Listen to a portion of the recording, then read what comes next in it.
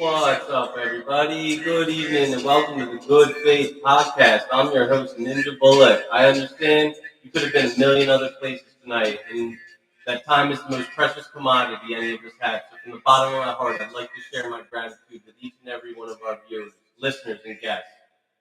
Viewer and listener discretion is advised. Due to some sensitive nature of some of our discussion topics, we hope that you will shield younger ears from some of the vulgarity and profanity that may be spewed here. It must additionally be noted that the views expressed on this podcast are not necessarily the views held by the Good Faith Podcast, and we are not liable for any results incurred by the utilization of our advice, nor are we fiduciarily responsible for assuming any culpability of investment performance as a result of the following financial advice. Our simple aim is to entertain and to inform. Anyone living in the greater Philadelphia area interested in making an appearance on our show can reach me in a DM on Facebook or Instagram, Christopher Bueller. That's also my Venmo if you're interested in making a campaign contribution to facilitate my meteoric rise to the top. As a candidate of the people, I humbly, solemnly swear I won't misappropriate the funds. I won't spend them on tea times. I won't gas up a corporate jet. I won't fund arms dealers in the Middle East. In all seriousness, times are tough, and the proceeds we make, they're going to go towards avoiding eviction, keeping the lights on, medicating Clark with all of his health concerns, and feeding our gracious guests. Once again, if you feel that you've been given value by us, it takes a little extra effort to like, subscribe, leave a comment, singing our praises. Now, I'd like to, at this time, introduce our guests. So, if you would go around the room, say your name, occupation, age. Hello, my name is Dan. I also go by Cherney, and I'm his roommate. My occupation is an account services rep at American Heritage Federal Credit Union, and I'm 32. What's going on, everybody? My name is also Dan, aka Dirty Dan. I am 32 years old, and I work at a flower and produce center. Wait a minute. Which one of you fellas is the real Dirty Dan?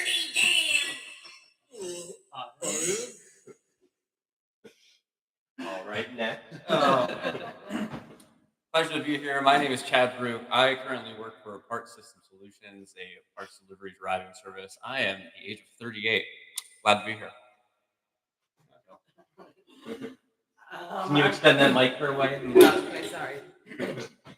I'm Kelly. I'm 45, and I'm a waitress at a recovery sports bar in Jersey, and I'm a part-time college student.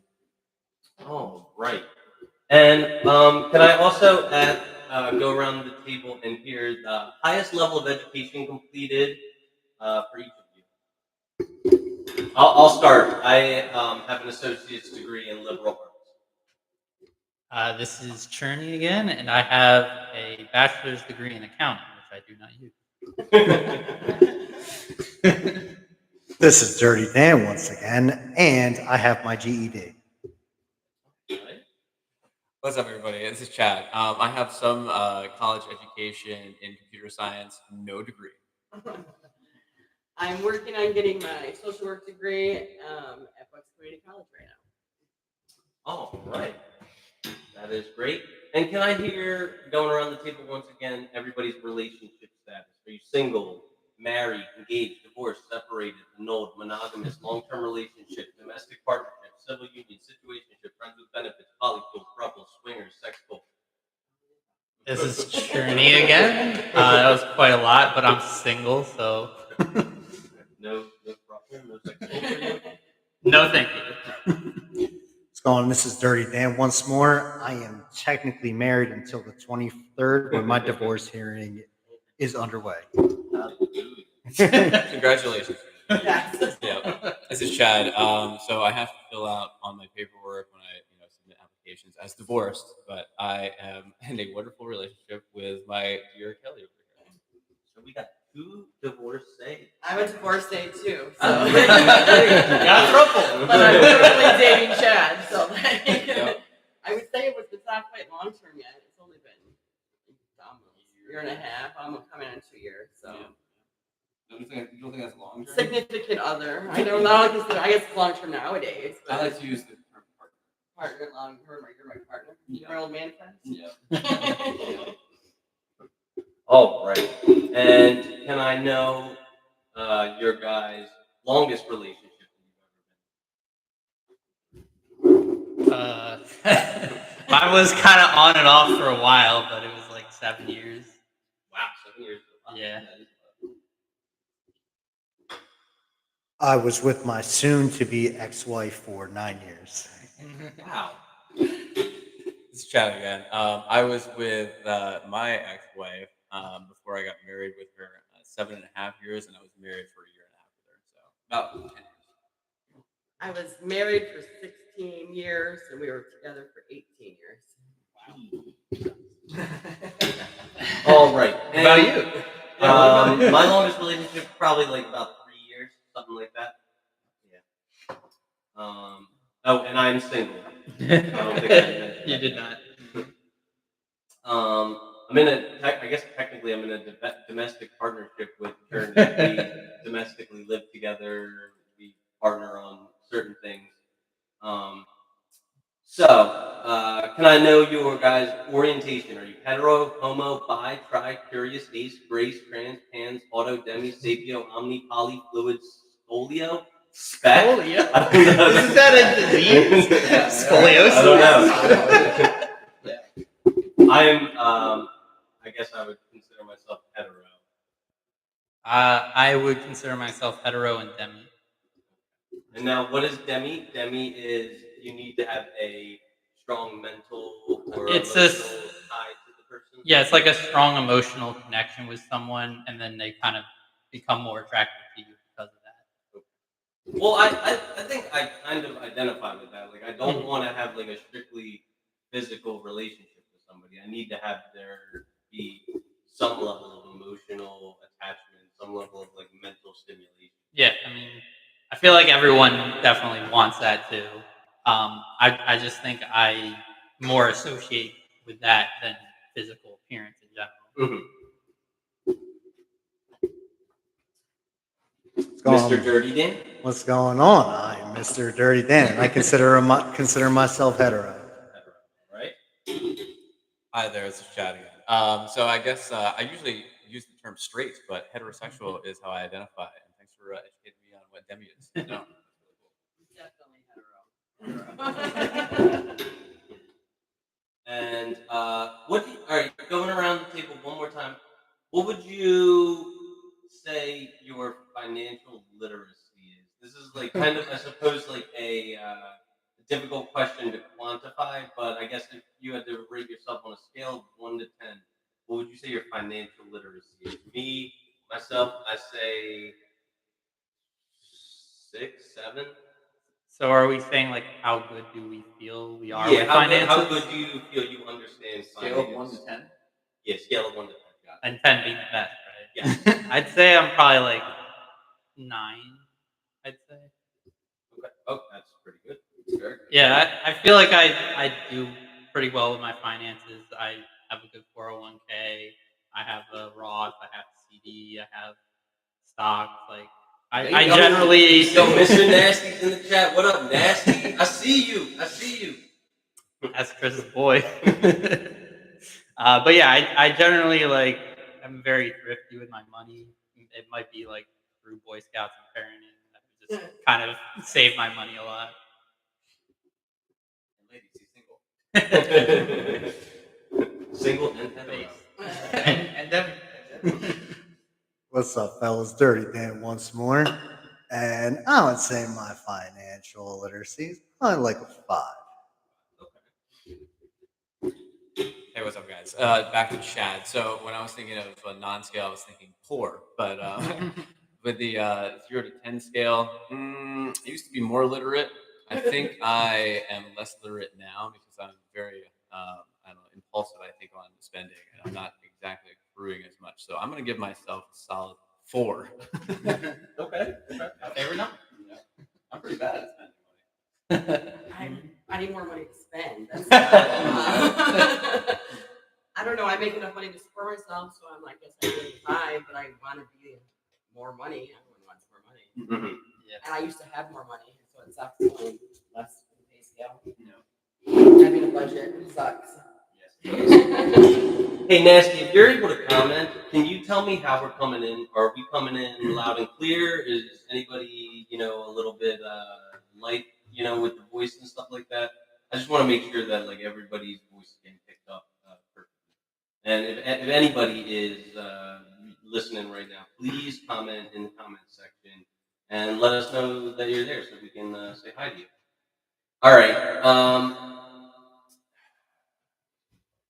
All right, really quick, I want to address some ground rules. These are the rules of engagement of our podcast. This might be a little bit drawn out, so I apologize. Our number one core value is respect. The Good Faith Podcast endeavors to harbor a culture of respect. Although some topics may be contentious in nature, it is of paramount importance that a general sense of good faith exists between panel members. It's perfectly acceptable to attack another's argument or opinion or mentality, but ad hominem attacks are strictly prohibited. An example of this prohibition would be Billy. That idea is the dumbest thing I've ever heard. Not Billy, you're the dumbest person I've ever met. Please try to avoid the latter. 2, honesty. Upon your arrival on the show, it's expected of you not to be deliberately obstinate. Due to the complex free-form discussions that we embark on, a certain level of creativity, imagination, silliness, and lightheartedness is necessary. The above withstanding, you may be asked to step outside of your worldview or general life perspective and think of things from a hypothetical perception, and if asked to, a stubborn I don't know or deeply entrenched failure to conceive of alternative ideas is harmful to the good spirit of healthy conversation and logic. We hope to avoid echo chambers where the room is parroting each other.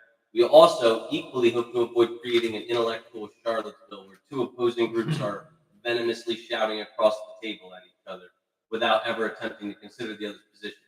Panel composition is deliberate, and in an attempt to avoid piling on to one member, please just remember opinions are like assholes, and yours is equally apt to be wrong as it is right. 3, trust. We trust that our guests on the panel will refrain from any hate speech, ill will towards popular celebrities, particular demographics of people, and any other general avoidance of anything that can be considered a violation of the terms of service of the many platforms and publishers that we choose to post on. Sorry, I'm getting a call from my mom. While it is in its infantile stages, the Good Faith Podcast may not yet be video archived.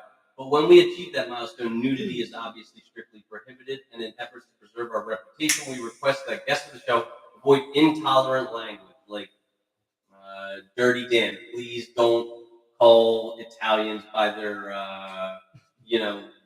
bigoted derogatory term. Don't call them wops. The only wops are wet ass pussies. No. I don't know. No religious you're dirty? persecution. Dan Chernick, don't talk about how much you hate. Why? My government name? Jesus. Don't talk about any anti-Hinduism or Taoism or anything like that. Everybody has their own religious leanings, so let's please be tolerant of all that. And no terroristic threats, Chad. Don't talk about your open support of the Unabomber or anything like that. They're all gonna hate us already. Any other bad faith derogatory communications, let's not be ableist. Everybody deserves an equal safe space to listen and enjoy this podcast. All jokes aside, I really do detest the use of the F word, the N word, and the R word. El Gato may periodically chime in with popular culture sound bites and may even go as far as dropping an N-bomb. But if you'll note, El Gato is black. That's their word.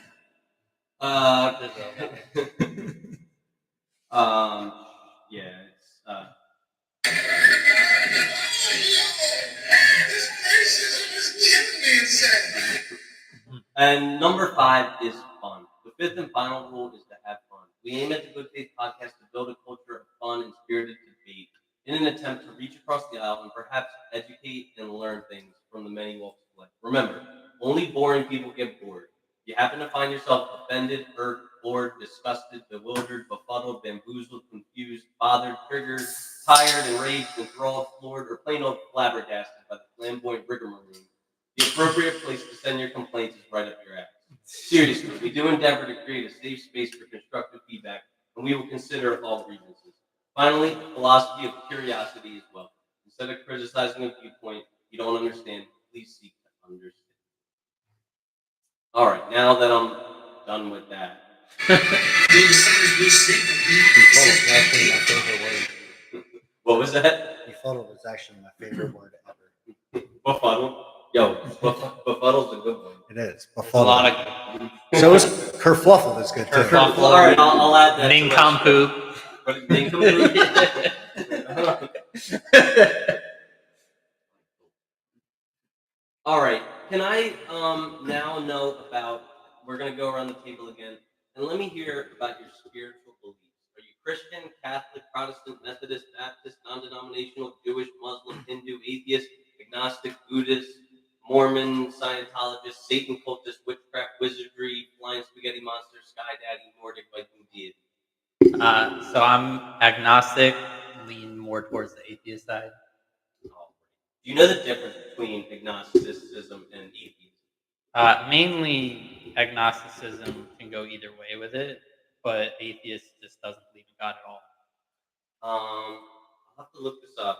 Unless I'm wrong, but I think what I am led to believe is that technically, here we go. Technically, an atheist is someone who doesn't believe in a God, while an agnostic is someone who doesn't believe it's possible to know for sure whether God exists or not.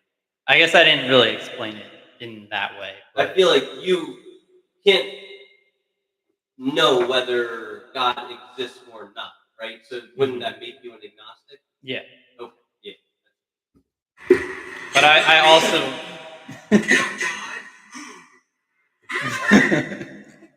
but I also tend to lean more towards not believing that there is a God. Yeah. Okay. What's going on? This is Dirty Dan once more. And I believe in paganism, and I shall one day take my true ascension and take the ride of the Valkyries, for I believe in Odin, Thor, Loki, and Freya. So, paganism, can you elaborate a little bit? What is the difference between paganism and what I said, which was Nordic Viking deity? All right, so paganism is the technical term. Paganism is any religion that believes in multiple gods. So Greek mythology is also paganism. Roman is also paganism. Along with Norse, they're all paganism because they believe in multiple gods. Okay, so you have a polytheistic belief. Yes. Right? Okay. Although there is one ultimate, which is Odin, who is the Lord of Lords. That is the Lord, also the father of Loki, Thor, and Freya. Mine's going to be quite boring compared to that one. I'm Chad. So I believe in Christian faith. I'm a believer in the Lord Jesus Christ. This is a newfound religious spirituality connection that I found in my recent sobriety. And I seek to further my connection with the Father, the Son, and the Holy Ghost each day through prayer. That's all I really have to say. Do you want to talk about what you were before? I was more of a believer. Wait, I'm just gonna stop you. I'm getting feedback that the audio is a little light and slightly echoey. Okay, but keep going. Yeah. So before, I was a believer in everything is everything, as in energy is just out there. I didn't really believe that there was an omnipresent being, and I'm still kind of seeking the truth in that necessarily. So as I read more of the Bible and I talk with more people of more mature faith, and really just living my life through prayer and whatnot, and getting more clean time in my sobriety and recovery, I'm realizing that I believe that there is one omnipresent being, if that, but it's a higher power. It's something that I can't quite even understand. I mean, so I don't know how else to explain it, but I've been agnostic before. You know what I mean? I've always thought that chaos before that reigned. But there's been so many things in my life that have happened not by chance, but purely by reason. And as I get older and I like keep summing them up like piece by piece, it just becomes more evident that there is definitely some type of higher power behind it. I think. I'm sorry, I'm gonna do a quick mic check. If you're in the chat, I'm gonna say a word. I just want you to say either Chris, Cherney, Dan, Kelly, Chad as who are echoing, and then like if it's all, just say all. All right. So Cherney, can you give me a little? I mean, Cherney and the two Dans should be pretty clear. Hello, this is Cherney. Any echoing, chat?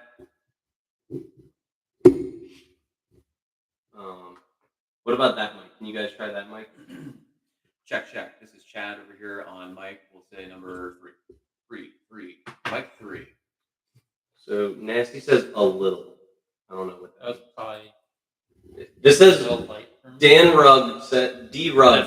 What? I don't get it. Why you didn't want to be yourself? No, that's just what my YouTube is. Okay, gotcha. All right. Back to Kelly. I think we were on, right? Yeah. What? Yeah, that mic is really. I'm non-denominational. I don't Okay. believe in I don't believe in a religion. I guess 'cause Might need the mic closer, probably. maybe Is non-denominational type of Christianity, or is it's it? still like you still believe in a God, but you're Yeah. not following a religious like pattern. Yeah, If that makes gotcha. any sense. Yeah, because I was raised Catholic, so I don't do that route anymore. And what is your political affiliation? Democrat, Republican, Independent, Green Party, Tea Party, Communist, Marxist, Anarchist? I guess I identify with anarchists the most, but what that really means to me is that I just want the least amount of governmental influence in my life. And I suppose I would be a democratic socialist if I thought that the people in charge of collecting our money and dispersing our money and employing our money to do things like pave the roads and fuel the buses and all that stuff, if I thought that they were going to be responsible with our money. But I have a deep mistrust of the government, so I don't really identify as a Democratic socialist. This is Cherney again. I am mainly a democratic socialist, but I also agree with the points that our political powers don't really do anything. Okay. What's going on? This is Dirty Dan once more. And like what I'm about to say, don't like what I'm about to say, I'm voting for Trump. So is it you're Republican or just Trump? No, I just like who I like. Okay. And if I want to vote for Trump, I'm going to vote for Trump. It is what it is. What's up, guys? It's Chad. When I used to be into politics, and I guess I would affiliate with a libertarian party, but I mean, if I'm put on the spot and you ask me what that is, I couldn't even define it. I'm a registered Republican, and I will be voting for Trump. Sorry, Mom. Can I just say F the government because I don't believe in any of it, but I would vote for Trump, and I totally lean towards Republicans more than anything. Sorry, guys. Yeah. She's gonna hate me more. Okay, so we have 3 Trump supporters at the table, 1 Trump detractor, and me, who is a detractor of all politicians. I'm a felon. I couldn't vote for a long time anyway, so it doesn't matter. All right. Now, Cherney, are you willing to come on this podcast and say that you are voting for Kamala? Yeah, I'll be voting for Kamala Harris. Okay. All right. And all right. I guess this is I suppose sort of on the same exact level as I asked before. Can you rate your 3 pillars? And I believe that the 3 most important pillars in life and the 3 pillars of this podcast are relational, financial, spiritual. So rate your 3 pillars. I'm going to actually have it go the other way because I don't want it to just be the same exact merry-go-round of. Okay, so what? Like relationships, like emotional. Yeah, like how you relate to other humans, how you relate to partners, how you relate in relationships or marriages. Okay, so like, what's the rating? Like one One to Prior 10. to- Oh, okay. so 7. Relational 7. Yeah, I don't communicate well. Financial 7. Let's go 7 all around. And when was We got last- Dan 7. What was the last Yeah. one? The last one still Spiritual. 7. Oh, spiritual. That could be an 8. I'm probably more spiritual than we'll do 8. Okay, so your spiritual pillar is your strongest pillar. For right Good. now. Good If I one to find have. that out, amazing. Hey, this is Chad. So I'll start with spiritual. It's really hard to put a rating on that. I feel like it's ever evolving, and I don't even know it's ever going to be perfect. But Put a number. shut up. I would say right now though it's lacking. I'm gonna say it's like at a 5. Okay. I wish it was higher. My relational, I think, has been pretty high, and that's with friends and my lover over here. I would say it's like an 8. I would say. And then with financial, I don't know. You said what, 4 earlier? Or? Yeah, 4. I mean, I give it a 4 or a 2. You know what I mean? Out of comparison, my pillar is weak. You know what I mean? So yeah, unfortunately, it is. You know. What's going on? This is Dirty Dan once more. Relationship, I'm probably gonna say like a 6. Hence the divorce. Now the divorce is because other reasons that I'm not gonna get into, but basically I told her don't call me.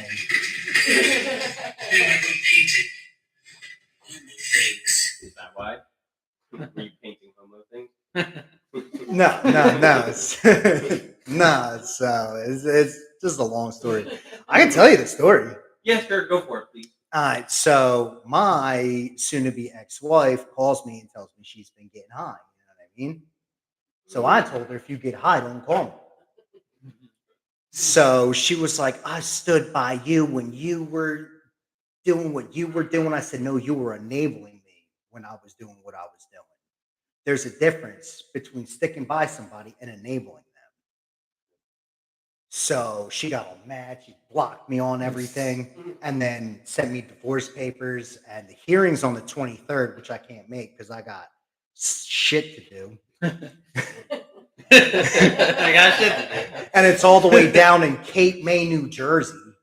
How am I going to get to Cape May, New Jersey? Nah, I ain't doing all that. So now my financial is at a 5, but my spirituality is very high. I talk to my higher power every single day, which I refer to my higher power as Gus. For those who do not know what Gus means the guys upstairs. So if I'm at home and I'm talking to Gus, that's who it is. So I'm going to say that's probably like a 9. Okay. We already said, what did you say? You already said financial, right? Oh, I'm pretty sure I said financial already, but like I said earlier, my financial is like a 5. I wish I would do better, but sometimes I just like to spend money because, it's fun because I have it to spend.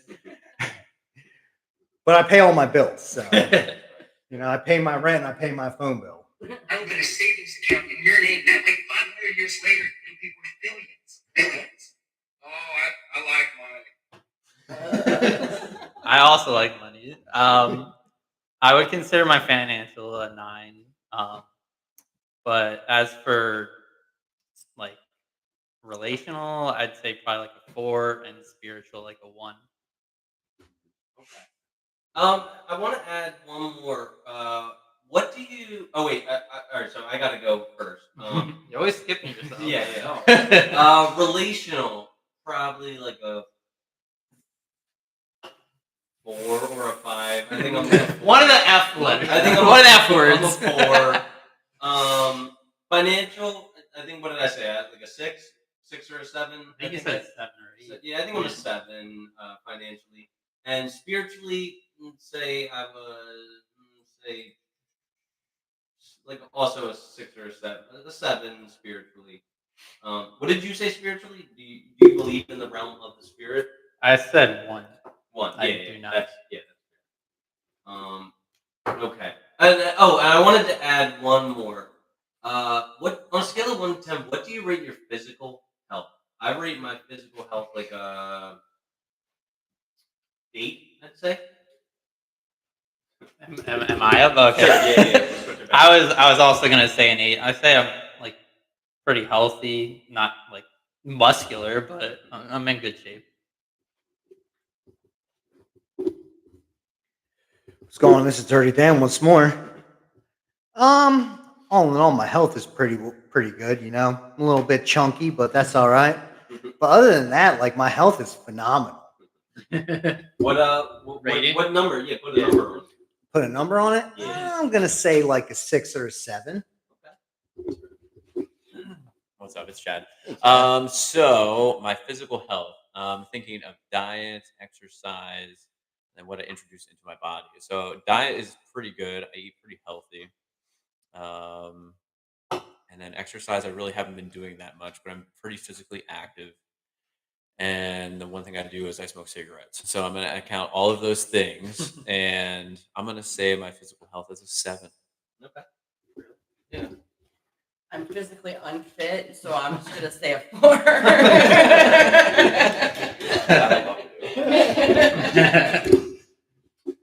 All right. And now this might be a complex question. What do you bring to the table?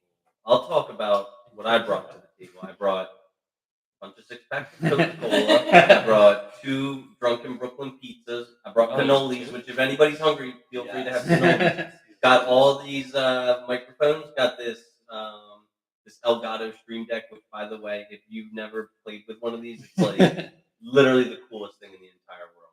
So, what do you bring to the table? Not really that much. I brought my computer, my phone, but and myself. But I guess I didn't really bring too much. I'm talking about in the confines of a relationship. What do you bring Well, to that's a not how relationship? you were responding to your own question. I did, yeah, true. I did not. Erroneous. I'll go at the very end. What do you bring to the table in a relationship? I think I bring a pretty honest personality. I'm faithful to the person I'm with. I have money. that's always something. So fidelity, money. What else was there? A roof over my head. Could be over yours too. If Whoever's there's out any there. interested ladies out there, please see our DMs. Comment in the chat. We can. He's the most eligible bachelor here. Message me on Facebook at Dan Chernick, my government name. What the hell is even that? Dirty Dan, what do you bring to the table?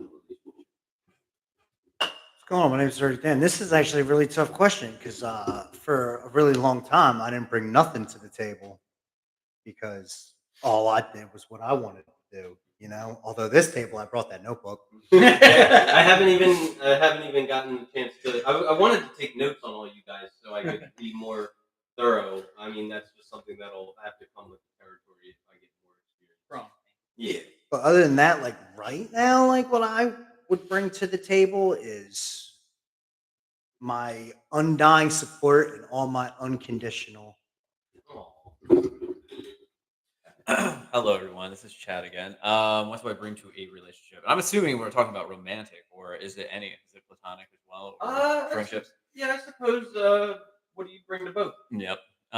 So I would say that I am dedicated, trustworthy, faithful, consistent, and honest, and definitely open-minded to a lot of things. And humor. You're funny. I'm Kelly. I guess I'm the only girl I have to say my name. What do I bring? I bring, I don't know, everything. I'm an A1 girl. run or I die love chick. it. So, Like my favorite Right. I bring love, compassion, loyalty, understanding, integrity, and trust. Yeah, all of that. I think. Maybe tell me if I'm wrong. What do you mean? Yes, you do. Of course. It's your. That's fine. Yeah. 100%. Yeah, go get it. All right, guys, chat. If you're able to, is everybody coming in? I haven't gotten any type of correspondence about whether everyone's coming in or not. But as far as what I bring to to the table in a relationship, I think I'm relatively financially well off. I'm emotionally available. I think I'm funny. I crack myself up. I don't know if everybody is. I don't know if I'm everybody's cup of tea, but I definitely I think I'm like relatively funny. Um, I am. I don't know. I just feel like I'm. Do the peanut voice. That's You're so fun. So the peanut voice is. Oh, we're about to hear it. We have a friend. We have a friend named Peanut. Yep. And he says like really stupid things all the time. So we've like. I'm always listening. He said he would later. Right now Peanut's on a double date with Katie and her friend Megan and his new boyfriend. They're gonna hang out and eat food. I can't wait to get it now. He says he's gonna be on my next podcast next week. Nice. Not exactly sure if I believe that. We'll see though. Don't quote us on how the voice actually sounds. I'm gonna take the invitation. All right. Does anyone want to deviate a little bit from the game plan? Does anyone have anything that they came here with a burning desire to talk about? Me? Hey, What do you want to have talk some about? stuff to talk about? Do I have something to talk about? I Until- don't. until So sorry to put you on the spot. What makes you think you can be Dirty Dan? I'd say I'm Dirty Dan. I'd say I'm Dirty Dan. Which one of you is the real Oh, dirty Dan? I am. because I'm 30. That is so funny. I mean, I don't have like a burning desire, but I mean, if y'all want to hear a story, I got a story. Sure, tell us your story. So, we were on family vacation going to Florida. On the way back from Florida, we were driving back. I was like either 12 or 16. One of those. No in between? What? I was either 4 or I was 40. No. Why? I think this time I was 15, so we stopped at south of the border. So it was neither. Could you have been in between 12 or 16, or were you either 12 Well, apparently years it old was or 16? I was either 12 years old or 16. Okay. Where are you driving? Where are you driving? My parents. Your parents were driving? I was So probably you're 15. 12. Okay, so you're 15. Yeah, it's probably 15. Yeah. So we stop at south of the border and get like thousands of By dollars Myrtle worth of Beach, like fireworks. on the way down to Myrtle Beach. Yeah, so we get thousands of dollars worth of fireworks. So on 4th of July, my parents give us all Roman candles. So everybody lights theirs first. I light mine last. I say to my cousin, Tiffany, watch this. I shoot the Roman candle at my brother. He catches on fire. So I shoot the rest of them in the sky. I'm like, oh no, David's on fire. Oh no. Knowing damn well I did it. So he's like, ah. And he's trying to pat a shot. I'm like, quick, jump in the pool. So he jumps in the pool. I'm cracking up the whole time. My parents come up to me. They're like, we know you did it. You're a fucking shithead. Why would you do that to your brother? And me and my cousin Tiffany were just sitting there cracking up the whole time. I'm getting yelled at. Tiffany's getting yelled at. But all I did was say, watch this. And we both got yelled at for it. That's hilarious. Definitely 12, I would say. That sounds about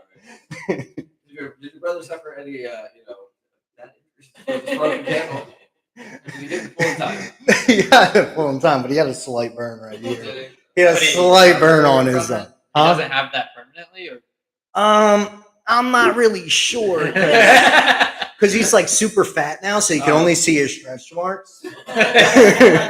one of those is the burn mark. He works at Arby's, and I used to work at this gas station in Cape May Courthouse, and he worked at the Arby's, and everybody thought we were the same guy. I was the same guy working 2 jobs. Really? I'm You like, guys are twins, right? no, like he's a little older. Like we're Irish.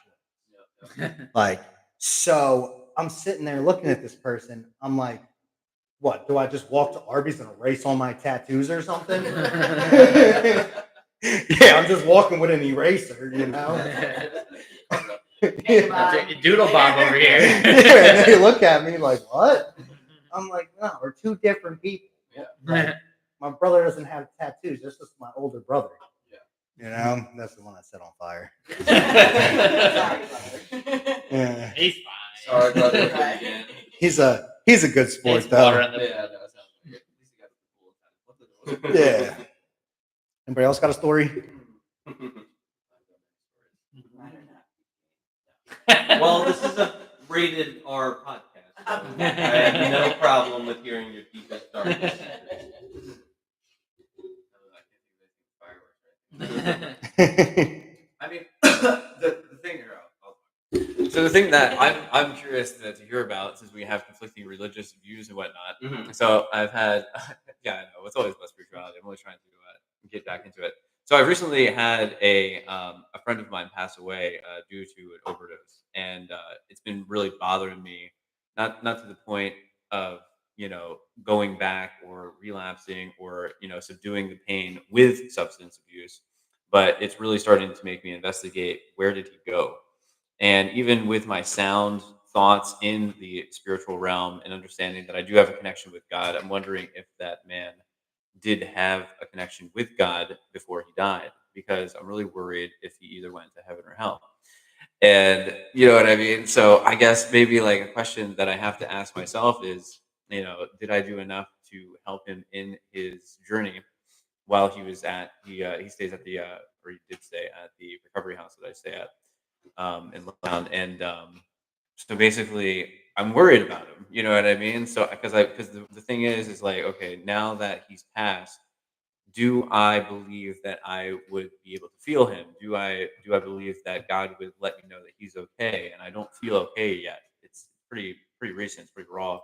It happened on Monday, um, and I don't know how to feel about it, but I guess maybe a question that I wanted to ask you, Dan, across the table, is like, when you die, I mean, what do you, if you're agnostic or atheist, like, what do you think is going to happen to you? You know what I mean? Because I really, I worry about you. You know what I mean? In a way. Yeah, I mean, I've had close family members pass away. One recently, even my aunt passed away a couple weeks ago. I went to her funeral up in New York. But I don't know where we would go, but I kind of feel like you're just in the ground at that point, or wherever you are, like dust in the wind, like spreading your urn. Like if you're cremated, if you're buried, whatever happens, I just have like I just can't logically see like what else can happen after death, because that's really just the final destination, in my opinion. I mean, have you ever heard of that story where, they were like doing either an experiment? You'll have to fact check me on this here, Chris. I don't know the Okay. exact story, but so basically, they did an experiment where they had a body that was on a scale during the time of death, and then during the time of death, the body actually got lighter. Supposedly, you know, a soul escaped. How, The how body. much lighter? Like, what does the soul weigh? I don't know, like a pound or something. Like it was like, That's a heavy soul. yeah, dude, it's a heavy soul. I really don't Damn. know, but I've heard the story and stuff like that. So like that leads me to believe that there's something internal into this, sack of bones, flesh, organs, and stuff like that. I mean, really, like looking at you, a young man with all these features, qualities, and character traits that seem very desirable, like towards the light of we'll say perfection. You really think that you're just going to become nothing? You know what I mean? That's just sad for me to hear. You know what I mean? Like I think you're probably more than that. Don't you think you have greater purpose, or that you're meant for something greater? You know what I mean? That's like being reincarnated. No. Well, you could be reincarnated. Yeah, I mean, it could be. I mean, I do believe in reincarnation too. I'm still kind of Can't struggling. believe in reincarnation and God at the same time. Okay. I don't know if they can hear anything. Yeah. But Yeah, we I got mean, you that. can't believe in reincarnation and God at the same time because reincarnation is a Buddhist thing, and It like is. the Buddhists believe, like your body, if you're reincarnated, like your soul latches onto somebody else to Yeah. continue out what your life's purpose is, like in a different form. Then I. So, like, if you die, you didn't finish what you started on in this life. Yeah. That you are reincarnated into something else, and you could be in the same people's lives that you're in now. You just don't remember them. Yeah. But you're still fulfilling the purpose that you were set out to have. But when your purpose is done through reincarnation, though, Then you're just released. Yeah. And your God. soul is just then you're Is it- complete. Yeah. That's how reincarnation is. Yeah. Wouldn't that be the same thing? Because I No. kind of do believe in both. No, because if you believe in God and you have a soul and you're in heaven, you're just in heaven, having a good time. Yeah. Or you're in hell burning, who knows? But but you're living a whole new life. That's why people have these memories. Like they were like your little kids remember it more than like anything. Because I remember when my kid was like 3 and he's like, Mom, in my other life I did this. And I just looked at the kid like he was crazy. But it's But conflicting. they have that more open portal and they're younger compared to when they're older. It's conflicting what you said though. So when your soul is going to a different vessel, You're or body, reincarnated until you're like and then you go complete. to God. Yes, then you're I believe that. but you're always reincarnated into the same I believe that. life form that you were. So you can't be a cat after you're a human. You're still Yeah. just like human. I believe that. Yeah. I believe that. And So if people I that was, believe in God So don't do you- believe that though. That's a Buddhist thing. So that's conflicting right there. So do you want to change your religious leanings? No, me for being like a Buddhist. No, No, Chad, who says that he believes in I mean, I couldn't do reincarnation. it on the spot, but I believe it's I believe we're saying the same thing. So, So- when you're released at the end of your doings, you go to God. Well, I don't know where you go. So It's a Buddhist I thing. think I don't know. reincarnation I don't usually remember you go reading to into- another vessel. Yeah, I don't remember reading until into it. your phases are complete, and then you go to Nirvana. Yeah. So It's heaven. in Hinduism, there is a certain kind of reincarnation. It is called lives that cross will cross again. So basically, in other words, you get reincarnated. And so we could be sitting here at this table and you could be Chad right now, but in your next life, you could be, I don't know, like a Chris. Like I'm Dan. In my next life, I could be a Danielle. Like you never know. So long story short, it would be lives across will cross again. So we could all be sitting at the same table doing the same thing in our next lives. I don't believe in this. My dad believes in this. So in other words, my dad would sit there and tell me about this. So basically what happens is you keep coming back until you live your life perfectly and fulfill your greater purpose in life. Which I 'Cause- believe. I mean, yeah, I totally agree with that. because everybody has one. Now, in the religion of paganism, like if anybody dies and it's not in battle, because you got to die in battle. So To go to Valhalla. to go to Valhalla. So I already decided when it comes time, somebody tells me I'm dying, I'm having a Viking axe fight. Like we're going out with a bang and stuff. You know what I mean? I'm going to Valhalla. But if you don't die in battle, you're going to go to Nephilim. Well, but you're not going to do that prematurely, right? You're going to do that deathbed, I assume. Well, no. If they say you got 6 months left to live, I'm going to be like, oh, yo, what's good, bro? Let's have a Viking axe fight in my backyard. How are you gonna All right, have but like realistically Yeah. speaking, you got 6 months left to live. How formidable of an opponent do you really see yourself being? Like, is it basically going to be one of your trusted friends, like chopping you up with an axe? Absolutely. Like, and you're this like decrepit. I mean, it has to be a really good friend. You gotta- Yeah. Like, Really absolutely. good friend, like murdered me, bludgeoned me. And then go to jail for said murder. Nah, because we're both going to be old and we're both going to die. Oh, okay. Like, because you're going to get me in the chest, I'm going to get you in the neck while you get me in the chest type shit. You know what I mean? Like a Rocky type thing. Yeah, so we're both going to go to Valhalla. You know what I mean? Like, it is what it is. But yeah, yeah. I'll But change my religion to paganism. But as I'll opposed take to you out. that, it's a good thing that you don't believe in that. It's a good thing you don't believe in that because your friend would have wound up going to Niflheim, which is paganism's version of hell, and because you got Midgard, which is where we're at right now. Mhm. Earth is Midgard. Yeah, I know nothing of what I saw the I know photo. Valhalla and Midgard, but that's Yeah, so Asgard Oh, yeah. is the realm of the gods. Okay. Valhalla is actually heaven. You know what I mean? But Valhalla and Asgard are two totally different places. Like, and that's where actually Valhalla is where Odin, Thor, Loki, and Freya are because they all died in the Battle of Ragnarok, which was really awesome. Like, if you've ever, like, it's just such an amazing story. Where do you learn about this? Where do you read about They this? got books. Yeah. Well, Yeah. Like, And- what's it called? Like, where do you like? I know what the title Dude, is. you can buy them on Amazon. Yeah. Yeah, you can buy you buy anything on Amazon. You can also get them on eBay. Yeah. eBay, you might luck out and get it for like 13 cents. Yeah, true. That little bit. Yeah. You know. So but yeah, there's that. But as far as like reincarnation, like I don't believe that, but they say like usually if you have a birthmark with reincarnation, it's how you died in your previous life. Like I have a birthmark on my neck. Yeah. You know what I mean? Somebody Damn. said, "Oh, you must have like got stabbed in the neck or something." You know what I mean? In your past life. I'm like, "What?" I'm like, "Nah, bro. Like, nah, bro." So I have one on my butt. Did I take an arrow to the butt or something? Maybe. You hope. Maybe you did. You know, you might have fought in like one of the wars, like the Revolutionary War. So, how did you find that out? Were you told that by a trusted partner who saw you naked, or were you like in front of the like bathroom mirror, like bent over? I don't know. You said, like, So I was told it by my parents before, but I also have looked in the mirror and seen it. I don't know. You could jerk off to your own ass or something. That's one way to do It's an it. interesting concept right there. That was from a movie. I think you should go around the room and ask if anyone has jerked off or masturbated to themselves. Okay, that's very solipsistic. Like all, like, Solipsistic? yeah, like,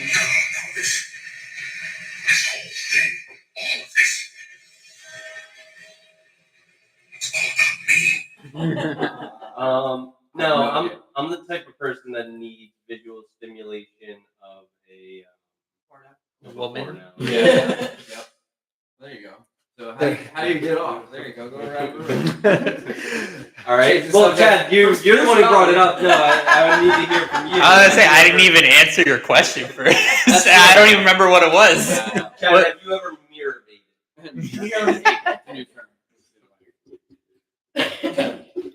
No, I've never mirror baited. I have looked at myself maybe in like selfie cams when I've tried out webcamming for other gentlemen, but other than that, no mirror baiting. But no, I don't really particularly have any sexual attraction to men's bodies, especially my own. You know what I mean? It's so weird. You know, if anything, I'm just like, oh man, I want to improve on that. And like, I'm like, why do women even like want this? But yeah, I guess my sexual preference would be no, I guess I do need sexual stimuli. The in person is definitely the way to go. But really, memories of previous sexual acts, I think, are probably easier for me to actually come to climax with, rather than porno on the internet. But if I would choose porn, it would be not live. It would not be taped. It would be webcam for sure, and preferably booty from behind. Yes. It's good to know. Yeah. So now you know, Cal. Yeah. Now I know your secrets. Yeah. Now we gotta know yours.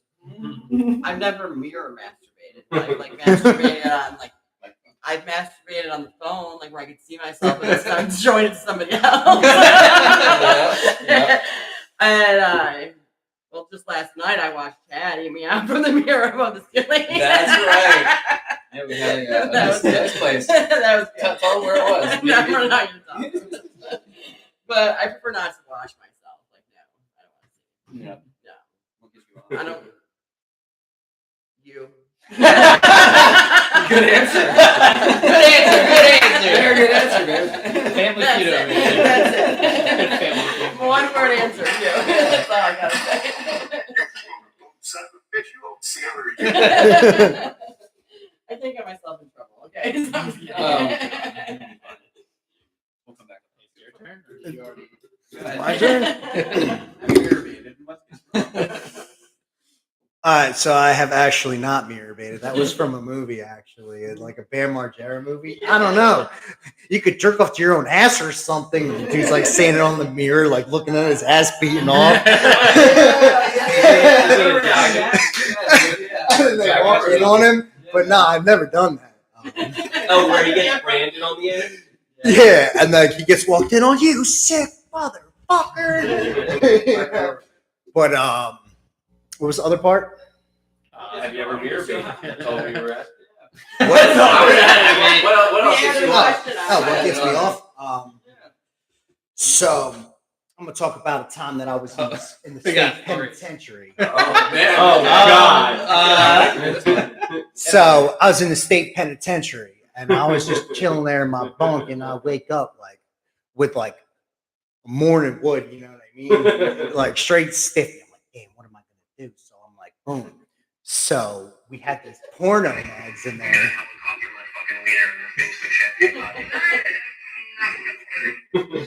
So we had these porno mags in there called butt mans. Oh gosh, yeah.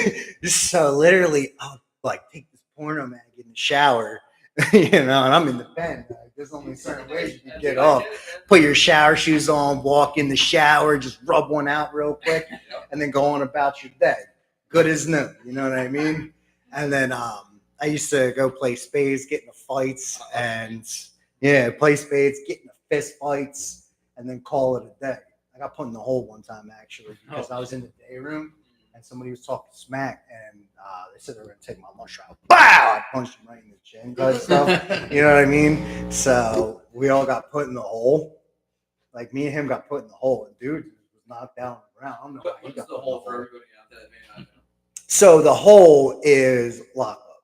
You're all, I mean, it's different. You know what I mean? Like you're already locked up. You know what I mean? It's solitary confinement. So you get put in this cell. Like when you're in a cell by yourself because like you got in a fight, so now you don't have anybody in your room because you're a violent person, you know. And all you did was get in a fight because somebody said they were going to take your lunch. You know? You ain't taking my shit. Like, and 100% it's like, you ain't taking my lunch tray. Like, get out of here, dude. Like this shit sucks anyway. So knock him out and I would throw it right in the trash. Yeah. And then I wouldn't even eat the food. Yeah, that's funny. Okay, Kelly, Yes. gets you off. Yeah, What was it? Chad. Yeah. Chad gets me off. Okay, that's fair. That's fair. He's a Chad. Like, well, how could you not? Chad's the man. Attorney, what gets you off? Well, do we want to talk about mirror baiting first? Have you ever mirror baited? I have not mirror baited. I have roster baited. Not actually, but that would be, it's a fantasy football term. When you're so proud of your fantasy football team that you just want to jerk off to it. But I'm along the same. That's like a double entendre. Picks. But I'm more along the lines with Chris. I need visual stimuli or physical touch stimuli. So yeah, like porn. But I'm talking about this. I'm more so. Stimuli. I need some tits, is what I'm more That's into. what I wanted to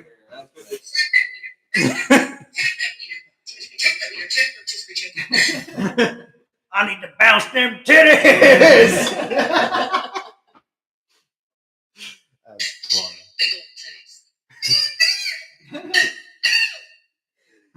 Yo. We went from spirituality right to what gets you off. God, you know.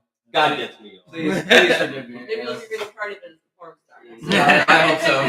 I still have a chance. You know? Sorry. And I guess that leaves me. What gets me off? I mean, I'm like I feel like I'm like a sexual deviant. Like the only thing that doesn't get me off is like having sex with a dude. Have you tried it? I was gonna say, How do you know? How do you know it might? You spit off of him. That's the worst defenders to play against, actually, because if you can feel their body, come on. Yeah, I mean, but like, yeah, basically just like heterosexual coitus with a female. God, you you guys know. are so sophisticated. It's that associate's degree. This is what I was lacking here. It's that associate's liberal art degree. Well, since we're talking about degrees, I want to go around the Fahrenheit? table. I want to know, do you think that American university is a massive scam? Chad? I don't know. I don't have enough research to go behind it, but I'm going to say yes, because for being a very undereducated from the paperwork standpoint, I've been very successful in my career, even though my financial status is very poor right now. The only reason it's very poor is because I had a 2-year relapse in substance abuse in Detroit, Michigan. And I'm trying to get back. Yeah. Well, it was. I mean, yeah, geographically in Detroit, Michigan.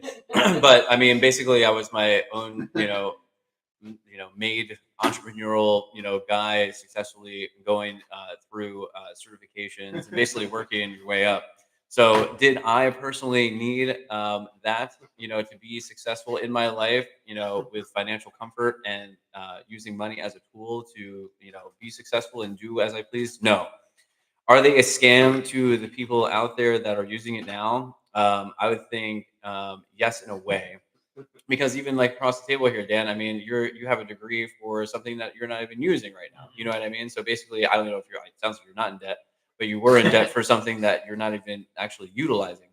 And really, I think instead of educating people in those institutions, all they're being done with is they're brainwashing them. And I hear that there's a lot of different things that are going on in there that these people are leaving with now they're educated at a social level with all of these different opinions being forced to believe these different things in the majority of the institutions, and instead of just being educated and being taught good work ethic and things like of that nature to establish a good community. That's what I think they should be taught. So I'm like, go ahead.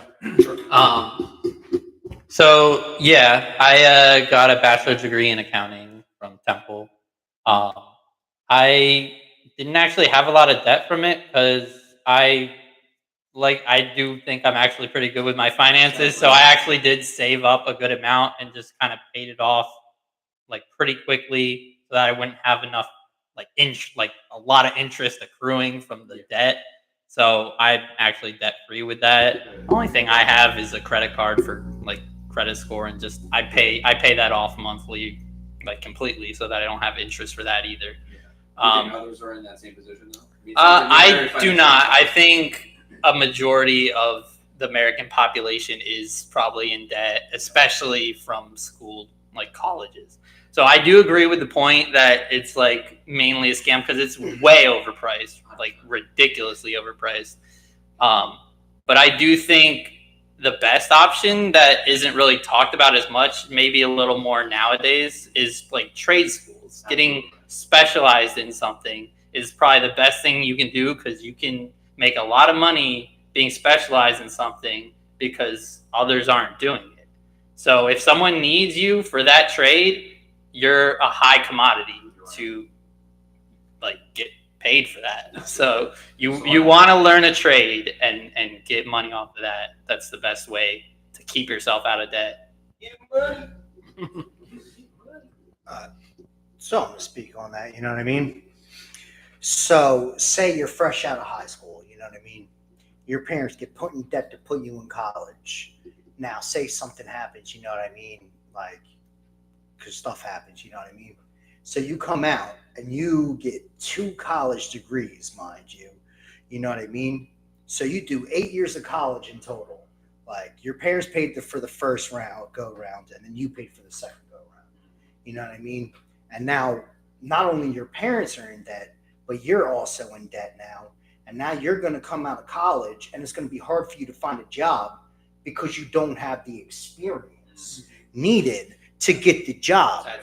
Which now it's like I have 2 fucking college degrees. You know what I mean? I have my GED. Don't get me wrong. I got that shit when I was in prison. You know what I mean? So long story short, now you're going to, you can't have this job because you don't have the experience. You know what I mean? I just sat in college for 8 years. You know what I mean? to be able to get this job, and now I don't have experience like doing this shit. Like, what's the matter with you? You know what I mean? So that actually happened with my brother. My brother went to college, and they did that to him. I said to my brother, I was like, dude, you didn't smack him? You know, my brother was like, well, I don't go to jail. I'm like, whatever. You're a wimp then. You know, like, talking mad smack to my brother. Like, but at the end of the day, like, when it comes to a situation like that, you're going to deny somebody the opportunity because they don't have the experience. Yeah. So at the end of the day, is college a scam? Absolutely, because you're going to sit there and you're going to go, like I said, for all these years and then not give somebody the opportunity because they don't have the experience. You know? Yeah. I could also talk about that. As well is you're basically forced into an entry level position or an internship, and a lot of times those internships are unpaid.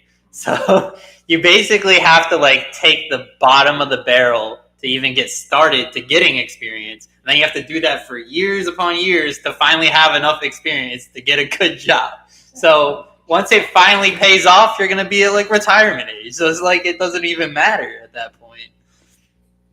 Yeah, I mean, I just say you identify as a different ethnic group, and boom, you're in. So, Yeah, pretty much. Yeah, I mean, They're taking that away though. like I definitely see the value in a secondary education. It allows you to network with people, you know, like the Zuckerbergs of the world who went to Harvard on, you know, their parents' money, or maybe even got like gigantic scholarships and stuff like that. They're able to meet with, you know, prestigious elites, and you know, start businesses and stuff like that. Like Facebook was started off of a Harvard only like student social network. Yeah, you're right.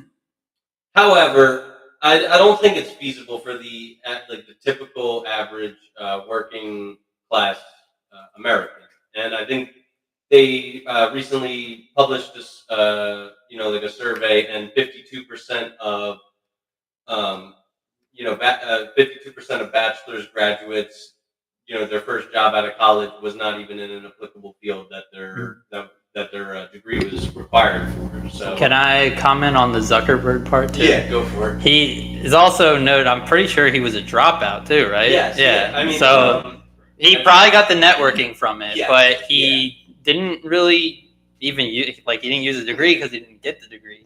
But I don't know if he might have gotten it like later as like, oh, you made Facebook. Here's an honorary degree for you.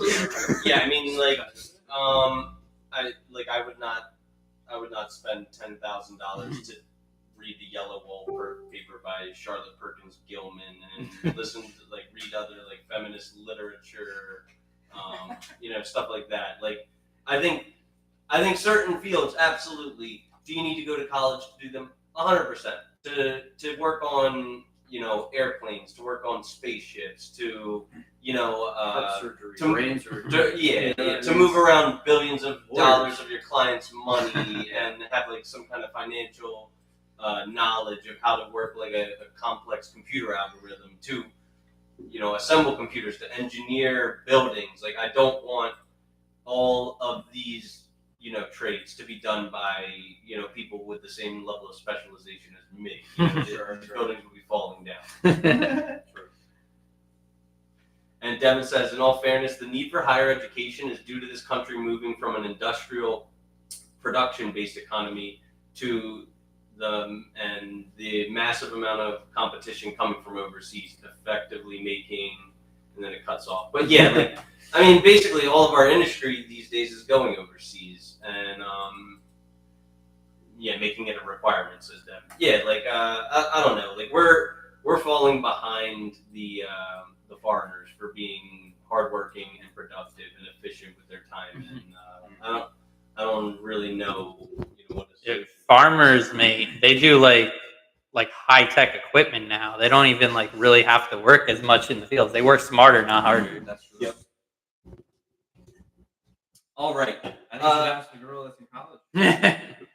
Bucks County Community College, though, right? Yeah. They're so I dirty also- on this. So I guess I got two kids that went to university schools. My one youngest kid's at Michigan State. He got a full ride scholarship, so like he doesn't got to pay for anything for his school. Let's just say he's in a top or a higher bracket of, I guess, education because he's smart and his degree will go for whatever he's going for, like marine biology, which is weird. He doesn't have to pay any. He doesn't have to pay any tuition at all. Like he just said, he's a smart valedictorian student. My other one went to a university and he went for criminal justice and now he's a youth counselor. So how does that, like, you know what I mean? Like, and he's got to pay student loans. But it doesn't even, he's also a transgender. So like his degree, I feel like being a criminal justice and being a transgender just don't go hand in hand because that just, you just can't do that. So he's teaching youth kids, I guess. I don't know. Me being in Bucks Community College, what I want to go to school for, like what I eventually want to do with my life, I need a degree. So like I'm just not going to pay all that money to get it. Mm-hmm. Yeah. Devin says Warren Buffett's brother is a farmer. Just think about that for a second. Yeah. But in all fairness, where did Warren Buffett go to college? University of Penn, so But we're talking about his brother. Where did his brother go? Right. his brother is a farmer, so probably didn't go to college. He went to the University of Hard Knocks Life. I'm just kidding. That's where I went. But like in like I said, in a rare occasion like a Warren Buffett, if he's working with hundreds of billions of dollars, I don't want him to just be like an associate's degree in liberal arts like me. Like he would. Well, what do you use a liberal arts degree for, anyways? Like, what do I use it for? What would you use it for? That's a good Because question. like my professor has like a Greek mythology, whatever, and she's a professor at like Harvard or something, and like she's teaching at a college. Yeah, It's you not use it like for teaching. But she's teaching at Bucks. yes, like And she went to Harvard. yes. I bet you she's still in debt. As a teacher, for sure. So it's like she's not using it for like, but like it's like she can't go anywhere else. Like where do you, like there's no career field for Greek mythology. I'm just saying, you know what I mean? Yeah, like, but she also backpacked all through Europe for like 5-6 years, which that'd be kind of cool. That's awesome. I mean, really. Yeah, I mean, That's more debt. I'm allergic to Yeah. debt. I don't like Yeah. having any debt at all. I have zero debt. Well, like you said, trade school. Like I had a health and life insurance license in the state of Michigan, so like I sold health insurance and sold life insurance. Like I didn't go to college for that, but I only certain people that had the license could actually do that job. So that's where you make your money at. Yeah. Mhm. Like yeah. I mean, she's got nothing.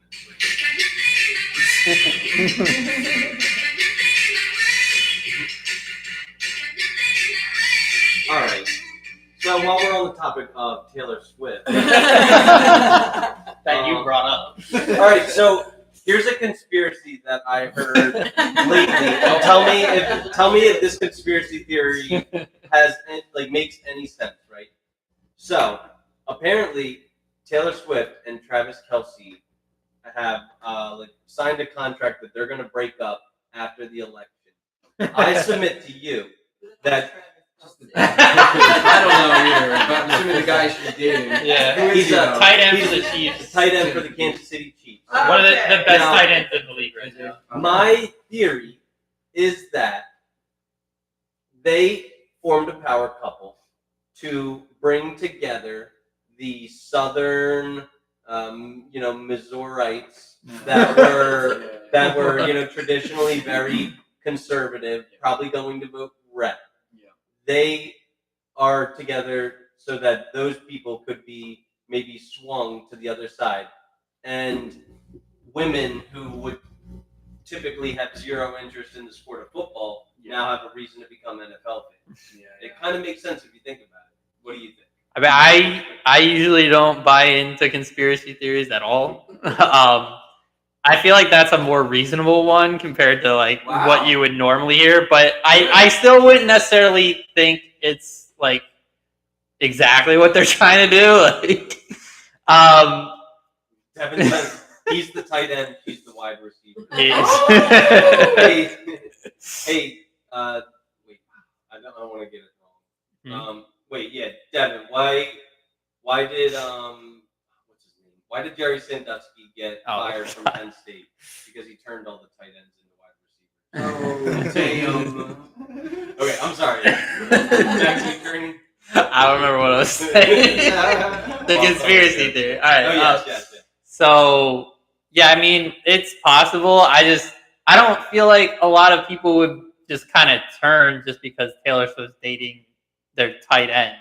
But I could be wrong. I'm not a Southern Missourite, so. Right. Just for that one specific area. I think so. I'm with you. I think it's true. Go ahead. What do you think, Dan? So the conspiracy theory is trying to get them to sway more towards the Democrats. Yeah. Yep. That would be the thing. Officially endorsed comment. I mean, all I'm saying is, what, you're just gonna let Taylor Swift sway you? I doubt that. She's got a lot of fans. You know what I mean? She is probably the biggest All I'm saying, singer in the world right now. all I'm saying is, like, Democrats, blue. Do you know what the mascot is? Don't. It's a donkey. You know what a donkey is? It's an ass. Exactly. Yeah. And Republicans is what, an elephant? They never forget. Yeah, they never forget, you know what I mean? So at the end of the day, like, if somebody in Southern Missouri is like, hoo-ha, yeah, let's go Trump, you know what I mean? Like, you're not going to say Yeah. that person. Sure. That's in general true. You know what I mean? Mhm. Like, hoo-ha, Trump, let's go Trump, you know, Trump. I mean, that's how I feel. And then Taylor Swift's dating your tight end. I mean, I don't. She is the luckiest man on earth. He gets to hit that every night. She's a billionaire. Taylor Swift ain't no two-nickel fuck. Who was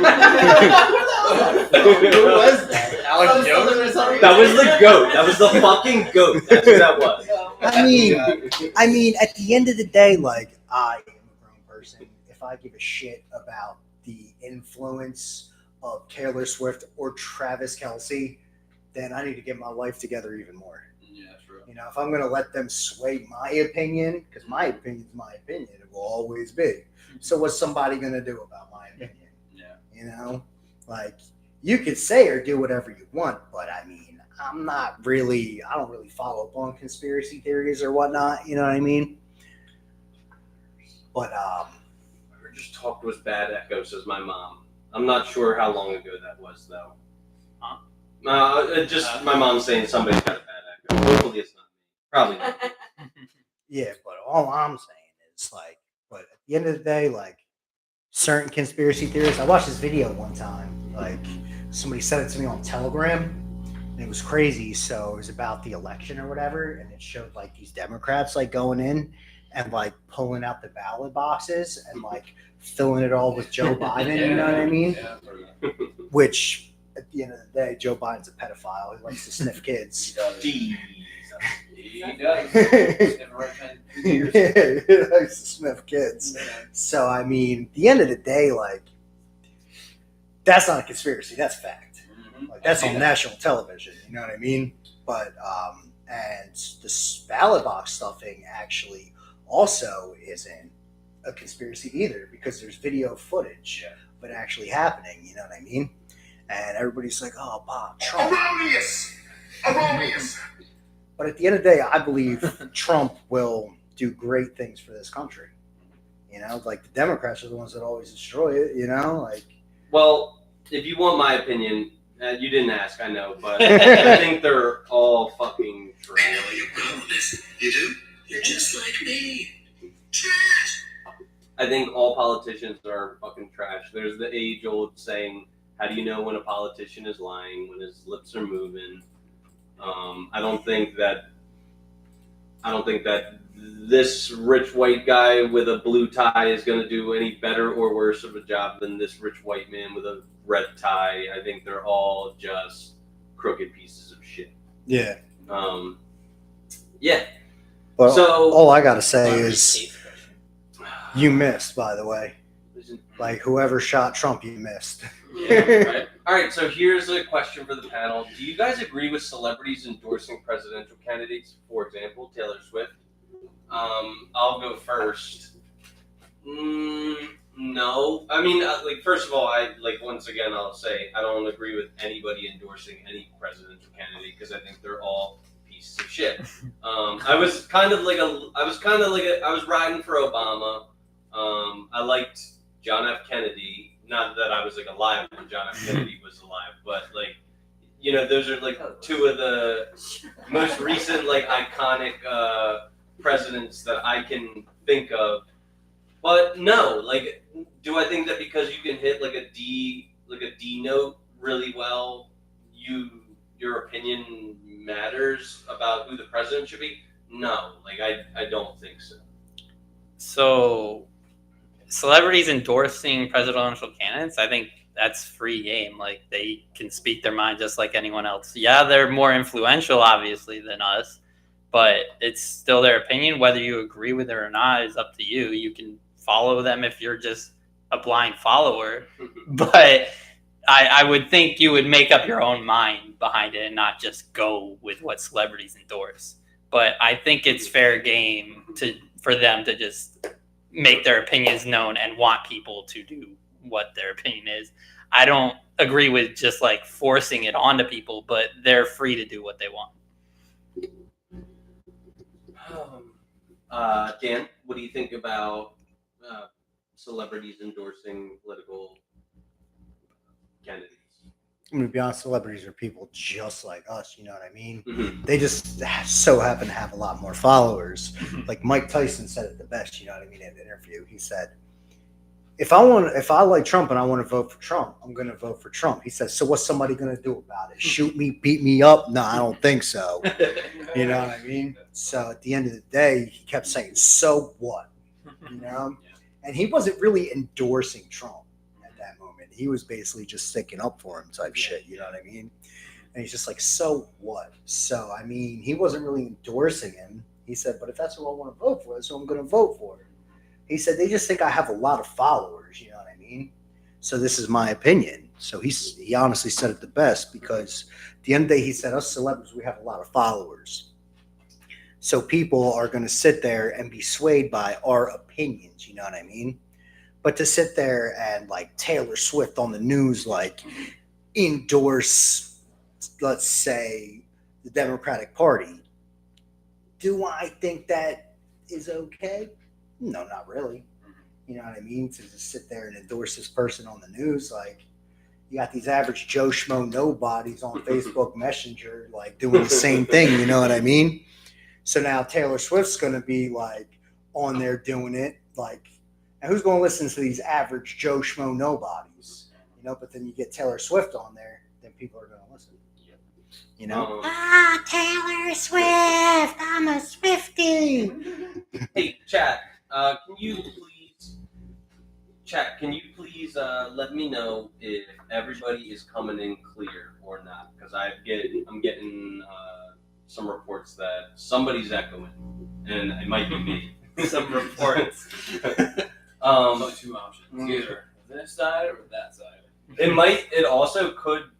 You're the technical too. expert. Do you think that it could be the Stream Deck playing from the computer getting picked up by all the microphones? Is that possible? Let's unhook this one and just make sure that that's out of the mix. Maybe does it still say that the aggregate mic is still your mic of choice? Where would that be? Here, go ahead, ask Kelly about her. Kelly, do you can you lean into Dan's microphone? Yeah. What about celebrities like Taylor Swift endorsing political parties? I think if you're like a 50 or 60-year-old man, I don't think anybody's celebrity opinions really going to sway them to vote. I think they're already going to be made up in their mind with who they're voting for anyway. So, in my opinion, I think it's irrelevant. And you might sway a 20-year-old or a 21-year-old, but you're not going to sway a 50 or 60-year-old to like change their vote because they're stuck in their ways. Like, and just saying, like for me, it's not going to matter. Fair point. Yeah, it's my opinion. All right. Can we go around the table now and discuss whether you identify as a feminist? Ooh, Dan. Sure. Wait, can we do a real quick mic check right now? Blah blah blah blah blah. Mic check 1 2 1 2. Everybody in the chat, please let me know if it sounds good. Should I be anywhere else other than here? No, you're fine. Okay. Yours is fine. And then Dan. Mic check. 1 2 3. Guys, if you're in the chat and It should anyone be- sounds really bad, like let us know. Yeah, it should be fine. Okay, I think we're fine now. And can you plug that one back in? Because it wasn't set up the right way. So that's either my bad or it switched over. No, it's all good. I mean, this is, guys, if you're listening right now, I want to once again say thank you so much for supporting me. It means the world to me. Obviously, I imagine most of you understand this is our very first podcast, so take it easy on me. It's my first time. Yeah, you're doing great. Turney, do you identify as a feminist? I would say I'm a feminist in the way that I believe both genders should be equal. I don't think women should be more than men. I don't think men should be more than women.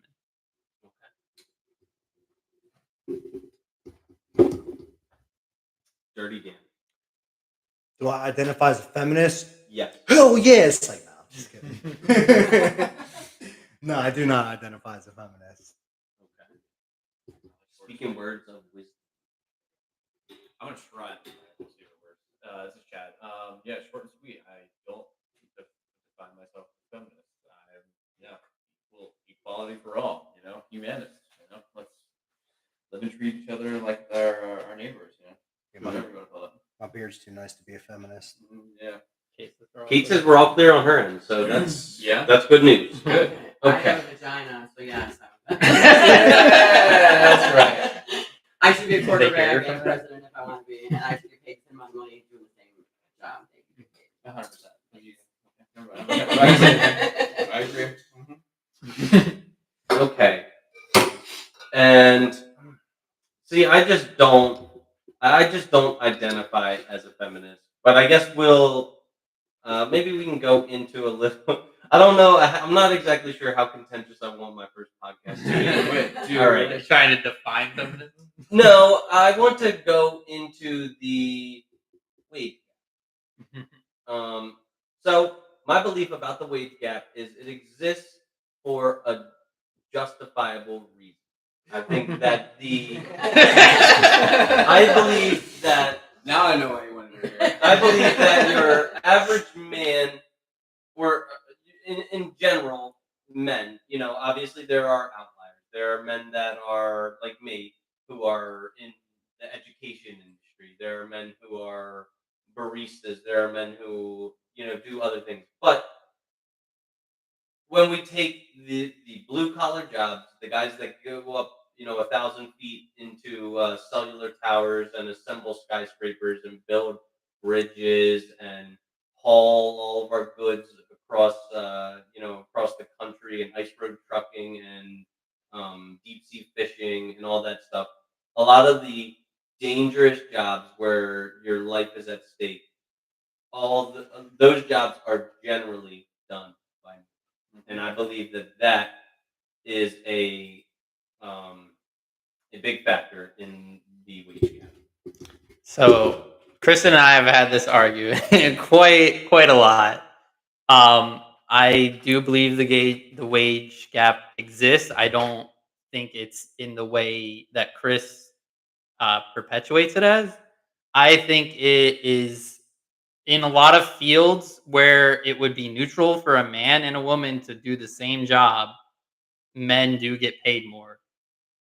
Like if we're talking about like football or basketball, yeah, man should get paid more for that because they do better at that. Same with any other type of like blue collar jobs. They should be paid more for that work because they will do a better job with that work. But in things like yes, yes. But in terms of things like being a financial manager and like being a bus driver, like those are jobs that males are getting paid more than females, but they are jobs that both of them can do fairly equally. I don't really think there's much of a difference between the genders that can do both those jobs. Well, what if you want to be like if you're like a heart surgeon, would you trust a man or a woman to give you heart surgery, and who would do it better? Who should get paid more or who should get paid less? They both should get paid the same amount of money. Yeah, They I both agree. went to the same school. They both got the same education. The girl could probably do it better, in my opinion, anyways, than the man. Both, like as a guy, wouldn't want the female. I don't think as opening you up. You would trust a guy What? more than you would trust a girl to give you heart surgery. Wait, what? Why do you? I would not. I want the most qualified person. I How don't do you care. know who's the most qualified? You I can mean- ask them for their statistics or their stats. Like how many people died on your table? How many people lived Yeah. on your table? You know what I mean? Like I feel like girls always tend to gravitate more towards females in certain professions, and guys gravitate more towards guys in certain I think that's a trust issue though too. But that we're talking about wages, that's different. But Yeah, like it's wage still gap. the same Show the thing, you know. statistics. Yeah. That's right. Define wage gap, I guess maybe. Like I'm getting paid 2% less than the same job that you're doing because you have a penis and I have a vagina. For one job or all jobs? Just for a specific job that a man and woman could equally both do. I don't know if that's what are you talking about? Like, Because being a I think teacher. everybody would agree with that. You know what I mean? Alright, If you're see, when we talk about the wage gap, it is an aggregate of all of the jobs, Yeah. all of the wages, and there are factors that go into that, like hauling our goods across the country. You know, like standing on a, yeah, like roofing. You know, like building a suspension bridge, like standing on a freezing ship deck in Antarctica fishing for snow crab. You know, like um and yeah, when it comes to who's operating on my heart, I don't care who does it. You know, I am sure that the hospital or whatever that is appointing a surgeon to work on my brain, my heart, you know, anything.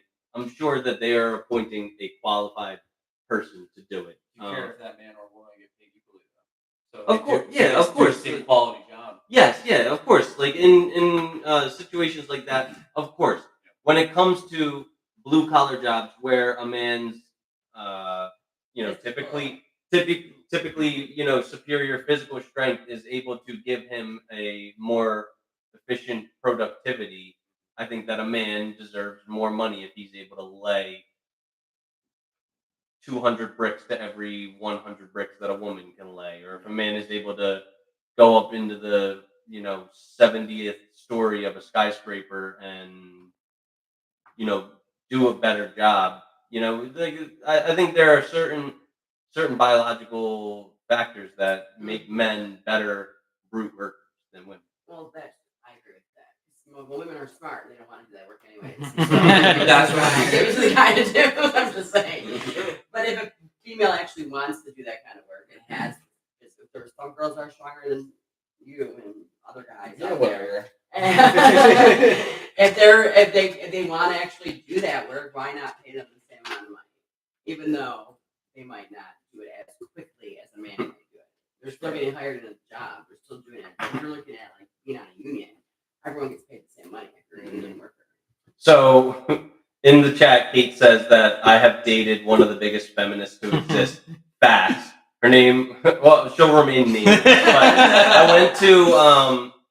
I went to a anti-fracking thing in Ithaca, New York, which if you've ever been, I think it's actually like a beautiful place, but it's like a liberal hellhole. And we went to this like fracking protest or something where a bunch of like college students, like a bunch of Greta Thunberg, you know, like fucking talked about what they thought about the world, like they have any fucking experience. They're just a bunch of, you know, college students, and instead of clapping every time someone got done speaking, they would like snap. Oh my God, snap that's out. I'm like so obnoxious. I don't know. I'll comment real quick. Mhm. No, you can too. So, I mean, I think everybody would agree that if you have a position and a man or a woman with the same qualifications and skills should get paid the same. I think that's true. I think the wage gap thing that you're talking about on a large level like that is considering all of the things like raising families and all that stuff, Mhm. where, you know, women take the time off typically Mhm. to, you know, bear the children, raise the kids, stay at home, all that stuff. So that adds into this wage gap that exists predominantly when you're combining all of the jobs and all of the population, men and female. So, I mean, I think it exists just because it exists. You know what I mean? I don't think that there are opportunities when, you know, we're almost about to elect a female president. You know what I mean? Hillary was there. Kamala is almost there. You know what I mean? Like, if there are unequal opportunities that are within the country, then we have to address them within the small establishments or the communities that they exist. Bringing them up on a national level and just bitching about it's not going to do anything about it. You know what I mean? If there was something going on, then it has to happen. I mean, I can understand where there's situations where there are powerful men in play where they're denying women, like, you know, C-suite level things. And I hear this a lot. I think this is where the argument comes in, where, you know, men of power are, you know, in these C-suites, but there are people of diverse, you know, ethnicities, backgrounds, and sex that are taking these positions, how they're being propped up there on the podium. You know what I mean? So I don't know. I don't necessarily think it exists, and if it does, it's becoming less. So Yeah. that's what I'll say. Yeah, and I mean, like, maybe this is misogyny. I don't know, but like, maybe Here comes a hot take. maybe the wage gap is in response to the at least 2,000 years of men handling all the wars, protecting women from barbarianism, building the structures that keep women safe, putting them in nice, cushy, air conditioned offices, for protecting them, going out and slaying the wildebeests and the antelope while women were, picking berries and peppers out of a garden. Like men were doing the things that were significantly more dangerous. And even still today, more men die on the job than women because we still continue to do the more dangerous jobs. Do we choose to? I don't know. I think like we just do it because it must be done. That's why we do these dangerous jobs, not because we like are risk takers. Even though like there is biological data that says that men have like a lesser developed brain for like assessing risk and stuff like that. So. Well, there is to that point. Men will also be more inclined to make more money off of risk because they don't really generally they don't care about risk as much as women. They so they will take on dangerous jobs if they make more money off of that, which dangerous jobs tend to pay more in certain ways. And to your point about the wage gap where men have been doing it so much longer, I can agree with that. Before women were making 0% to men. So we are obviously getting closer from 2,000 years ago. It has remained pretty stagnant since like the last, 20 years probably. There also is a concept, and I forget where I saw this, but it's the wage gap is, I suppose, a little bit like it should be reclassified as a motherhood gap. Like a woman whose career trajectory does not involve any motherhood is able to continue on an upward trajectory for her entire career. A woman who has to leave the workforce to raise, one, two, three, or more children, she has to take extended periods of time off from work, and naturally she's So not as reliable for that reason. so how do you feel about paternal leave? This is hard because, like, I don't think that. There are jobs that do For that men or now. for women? Maternal men. leave is for women. Maternal- Paternal no, is for women. men. I said paternal. maternal's for women. Yeah, paternal's that's for what I'm men. saying. Okay, yeah. No, like I don't. Maybe this is like old fashioned of me, but like I think at some point you gotta just shut up and get to work. And like I think that a man should spend the first couple of weeks after he has a child, like, make sure that mom is good, all that stuff. But like Still in a bond with the child. And also there is a good amount of time that like, are you really gonna trust someone else with your kid for like the first few months? no, like Maybe a family member, but and like in a perfect, not everyone has that in a luxury perfect as well. world, I think the man and the woman should take off from work for, I don't know, 9, 12 months and raise their child. But we don't live in a perfect world. Like I think. Yeah, I mean you would need the money for that. Yeah, like, and what makes the most sense is that the mother of the child would stay home, nurture the child, and after a couple of weeks, the father goes back to work and brings home the baby. You know what I mean? Most of the time, the women want the men cook. Yeah. Exactly. They don't want them there. They did their job already. Right, go to work and get on. I Keep gotta getting right. So I have a true story. Okay. I was the floorman for this roofing company. Mhm. So this girl comes up and says, "Hey, I need a job." You know what I mean? I'm like, "Yeah, sure. Come back tomorrow morning. See if you can have me." You know what I mean? So tomorrow, I know I got to like do this mansion that's like 150 feet in the air in Cape May. You know what I mean? Like, all right, I'm gonna see if you can hang. So we get to this mansion, and this girl looks up.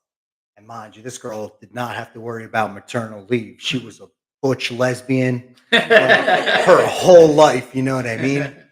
So she looks up. She says, "That's really high." I'm like, "You think you could do it?" She was like, "I think I can." And everybody else was a crew full of dudes, so we're not going up there. And they all left. Yeah. You know what I mean? They all left. So then she was like, "They all left." I was like, "Well, good for you. We got one harness." You know what I mean? And then she was like, "What do you mean?" I was like, "You want the harness? You can have the harness. It's really high." And this broad looked at me and said, "I don't need that fucking harness." I said, "Yes." You know what I mean? So I was the foreman, so I was making $65 an hour. You know what I mean? So the other crew, they were making like, I don't know, like 35, and this girl started off at like 20. You know what I mean? So, but that was just starting type stuff, you know. But I think everybody else started at like 35. Like I was like 14 when I got the job, so I only started off at like 10. Yeah. You know what I mean? Start somewhere. Yeah. So now, like, I talked to the boss. I was like, "Nah, like this chick did an entire roof with me by herself. She needs more money." Yeah. You know what I mean? So I mean, if you can hang and or whatever, but at the end of the day, like if you're like mad slow, I'm not gonna like sit there and do that. But if you're able to hang with me doing a roof, like you know, and we get this roof done in a half a day type stuff, you know what I mean? Absolutely, I'm gonna kick up for you to get more money. 100%, because at the end of the day, you helped me. You did half the work. Like you would climb up and down the ladder with all the stuff and tell me I'm good. Just keep doing what you're doing. You know what I mean? Like at the end of the day, you're like, whoa, like with this roll of tarp, you know what I mean, on your shoulder, climbing the ladder by yourself. You know, I'm kicking up. You know what I mean? Like, yeah, this person needs more money because at the end of the day, that'd be unfair. Now he wouldn't pay this person what he was paying me, you know, because I was the foreman. Like I was in charge of the job. So no matter what, even if somebody got to that point where they made that kind of money, I would make more money. You know what I mean? Because like the boss wouldn't even have to be there. Like he would show up and it would be done. He'd be like, "Oh, I thought you guys would have taken like 3 days to do this." I'm like, "Man, get out of here. Like, go home." You know, and he would go home.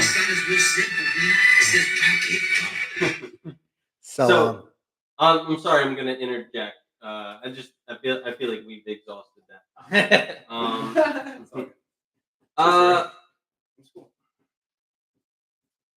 Onto a similar topic. While we're talking about motherhood, fatherhood, and stuff like that, what do you guys think about push presents? what is that? So push present is when your wife conceives your child, you owe her a gift. Is this like? I think this is a violation. I've like, never heard Go of that. more than a gift. It's Yeah. definitely good to have the woman's opinion. Yeah. So we're not all just men Here's a talking nice on it. watch. Thanks for having my kid. Like, that's what we're going with. Yeah, I guess so. I've never heard of the term. I've That's never heard weird. of it. In my life, I've never gotten a push gift. I've gotten So pushed over. pushing the kid out. Yeah. You are owed It sounds like a man-made like term. Yeah. Well, Nice push, babe. Right. The term. the term I feel like was created by a woman. I mean, obviously. Yeah. Well, like, the idea might have been, but the push present I know. name might be. It Some guys sounds like a materialistic girl that likes for sure. Like I think it's a It red could be flag that. if a woman expects Yeah. anything like But that. then Very you have entitled. a prenuptial agreement somewhere when they got married. My prenup is gonna have a stipulation: no push present. Right. Okay. Onto the topic of prenups. Oh, we're not even going to talk about it on our end. Go ahead. I also looked up the origin for push present. The exact origin is difficult to pinpoint, but the tradition may date back hundreds of years. Some believe the tradition originated in the UK, India, and Egypt. But it doesn't look like it specifies much more than that. Like a Cleopatra type era. Like, flirt her with like coins. Yeah. Mhm. like that. You love that. And as for the idea of a push present, I don't think it's like I don't think you should be owing someone, but I think it should be something you want to do regardless. Like if someone's having your kid, you should want to like cherish them and give like I don't know, that's probably the worst part, but being present in the kid's life, that would be the gift. Like, Yeah, exactly. So it's like That's cute. giving her like a materialistic gift and then like taking off for 5 years. Like, Yeah. I'm raising my kid, and here's a watch. You know, Yeah. No. Because there's just a lot of deadbeat parents out there. Yeah.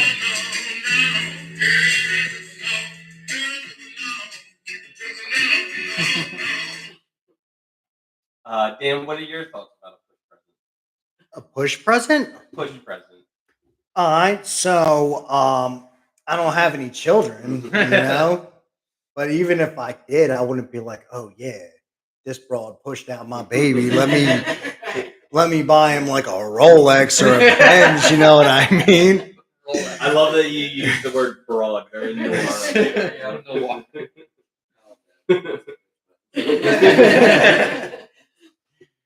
all right, let's go around the table, and if you could put your finger on it, could you tell me what you think is causing the degradation of Western culture, or do you not think that Western culture is great?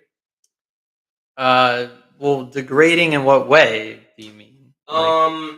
That the other world is catching up to us economically, or like that we're yeah, that's a factor. That I think our virtues and our morals are degrading. I think like the social fabric of like Western existence is deteriorating. I think that more children are being had out of wedlock, which is like statistically proven to be a danger. I think marriage is like kind of like the bedrock that all society is based upon, and it's dying at an unprecedented rate. So just what do you think that Western culture is degrading, and if so, what is causing it? I do think a big part of it would be the divorce rate and how we kind of don't really like I don't know how to describe it, but like when we get into a relationship and then we like just people are getting married like less than a year in, or like I don't think people are giving it enough time to actually figure out if you are compatible enough. I think you need to live together for a good amount of time, probably like a year. You need to be completely sure that this is the person you want to be with for the rest of your life, and that those are the values you want to have. You want a monogamous relationship with that person only, and that there's nothing that'll come in the way of that. I feel like a lot of our society is just doesn't really care about that anymore. They just care about one night stands, hookups, like Tinder. Like hookup culture is just the biggest thing in the 21st century. So I think that contributes a big part of the degradation. Um, yeah, that's pretty much all I can think of. Dirty Dan. So what are we talking about again? Do you think that Western culture is degrading? And if you do, what do you think is causing the degradation of the West? Well, I mean, at the end of the day, all these like children and people like role model these like musicians and shit where their music promotes this stuff. You know what I mean? Yep. Like Instagram, you know what I mean? Like, because everybody know that's Big Dick Big. Yo, I need to have that sound bite. I need to have that sound bite. All right, wait. I'm gonna like write in my notes sound bites that I need to have. I was thinking of one when you're talking about John F. Kennedy with like a snip from Billy Joel song. Okay. JFK blown away. Something from We Didn't Start the Fire. Yeah, like just a quote from that. Okay.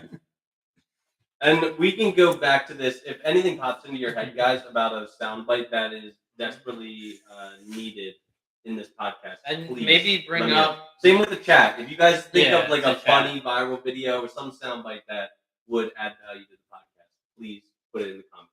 Back to you, Dan. Yeah, so at the end of the day, like I was saying, like when you got kids listening to music about like going to the club or a song like "I Got That Bag on Me," you know what I mean?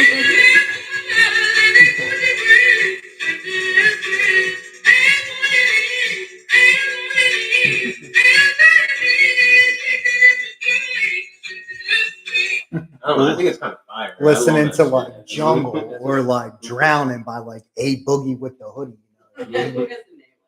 And like these are the people that like they're role model. And then you also got what's his name? What's his 6ix9ine? Oh You know what I mean? You got 6ix9ine, Takashi 6ix9ine, and all that stuff. You know what I mean? And people like role model these people, and that's That what is- I believe is the cause of it. It's That is that definitely. it's that infernal rap music. Me personally, I like hardcore rock and roll. Baby. Eat it up, Edward. Catch a charge. Yeah. Do you guys want to go? Let's do it. The Western civilization is definitely declining for one reason only: the cell phone. The cell phone. The cell phone, the mobile device that keeps us connected to all the trash that we're talking about. I'll leave it at Now, I do agree to an extent. that. Mm-hmm. I mean, first of all, the human skeleton is actually like devolving slowly. Like our our pinkies and our thumbs are becoming more like fit to hold us up, and our like spinal, like our necks and spinal cords are like. I'll elaborate. You want me to elaborate? Sure, go for it. Yeah. Yeah. So I mean, so basically, we're not living. So we're not doing what we're doing right now. We're not on our cell phones.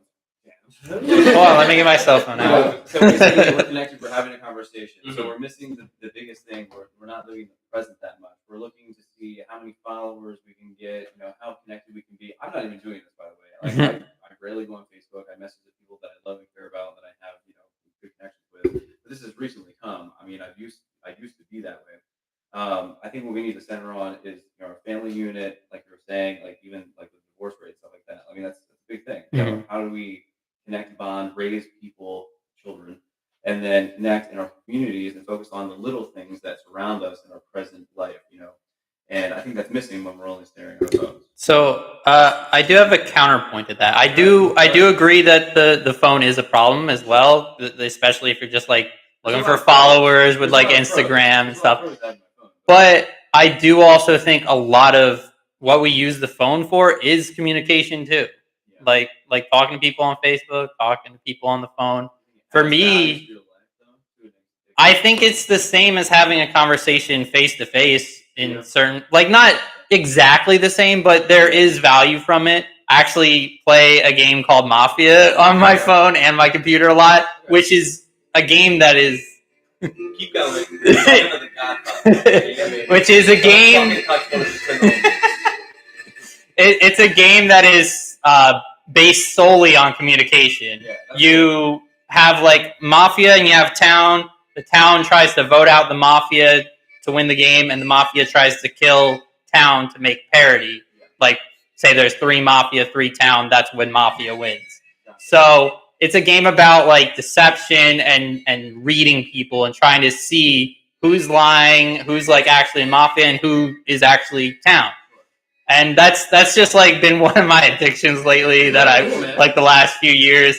And I think that is a good way to like communicate with people and actually meet people too. I have a lot of friends that I've met through Mafia. Do you meet them face to face or only on the computer? I have like a few friends that I know face to face from Mafia. Would you rather sit at home on a Friday night and play on your game, or like actually go out and interact like with human people? Like, Well, to me, what memories are you sharing? Are you gonna have when you're 60? I remember Yeah, I sitting mean- home on that Friday night playing that game. Or I remember going to see that movie and having that dinner with so and so. Like, that would be more memorable, I think, than like sitting there. I mean, I have some good memories from these games. Like I still get salty as fuck from some of these games. I'm sure a lot of people can relate in like some video games where they just had like they just got killed last second or something. But I'm not part of that. So but I like face-to-face interaction too. Like I like sports. I like to play basketball. I like to play pickleball. Like Chris and I do that with a group of friends. Our friend Jason loves sports all the time and sets it up for us.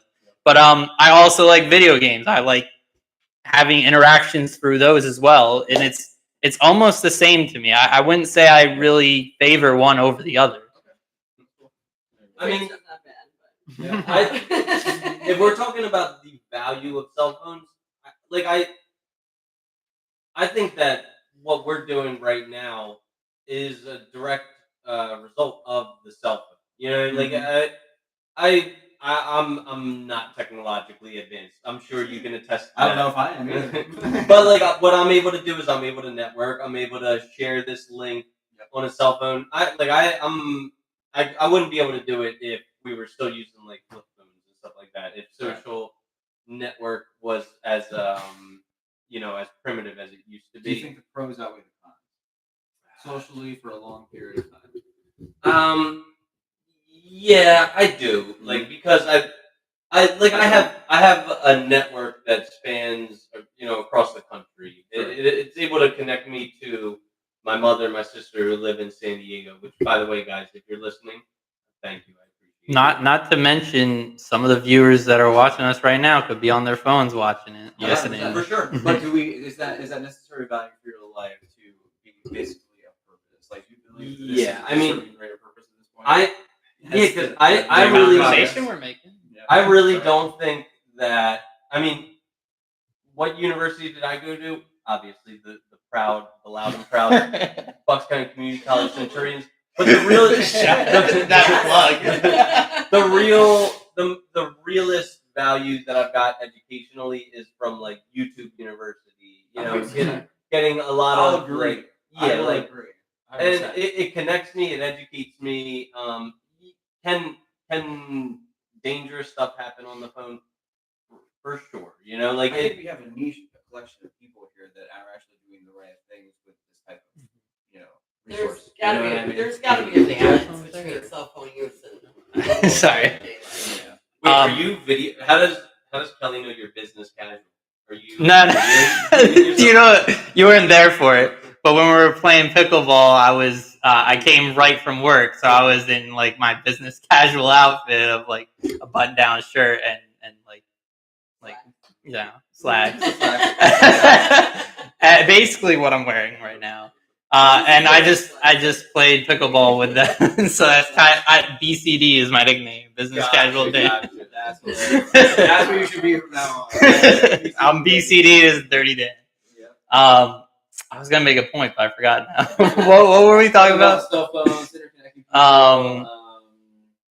Yeah, I kind of lost it. Just for me. Having great purpose. Just for me. This wouldn't be possible without. Yeah, like this this conversation we're having, like there's a lot of technology. Maybe it's not like directly phones with us, but there's a lot of technology that comes from all of this. Comes from phones, for sure. Yeah. This is Yeah. how Yeah. People are using. Mhm.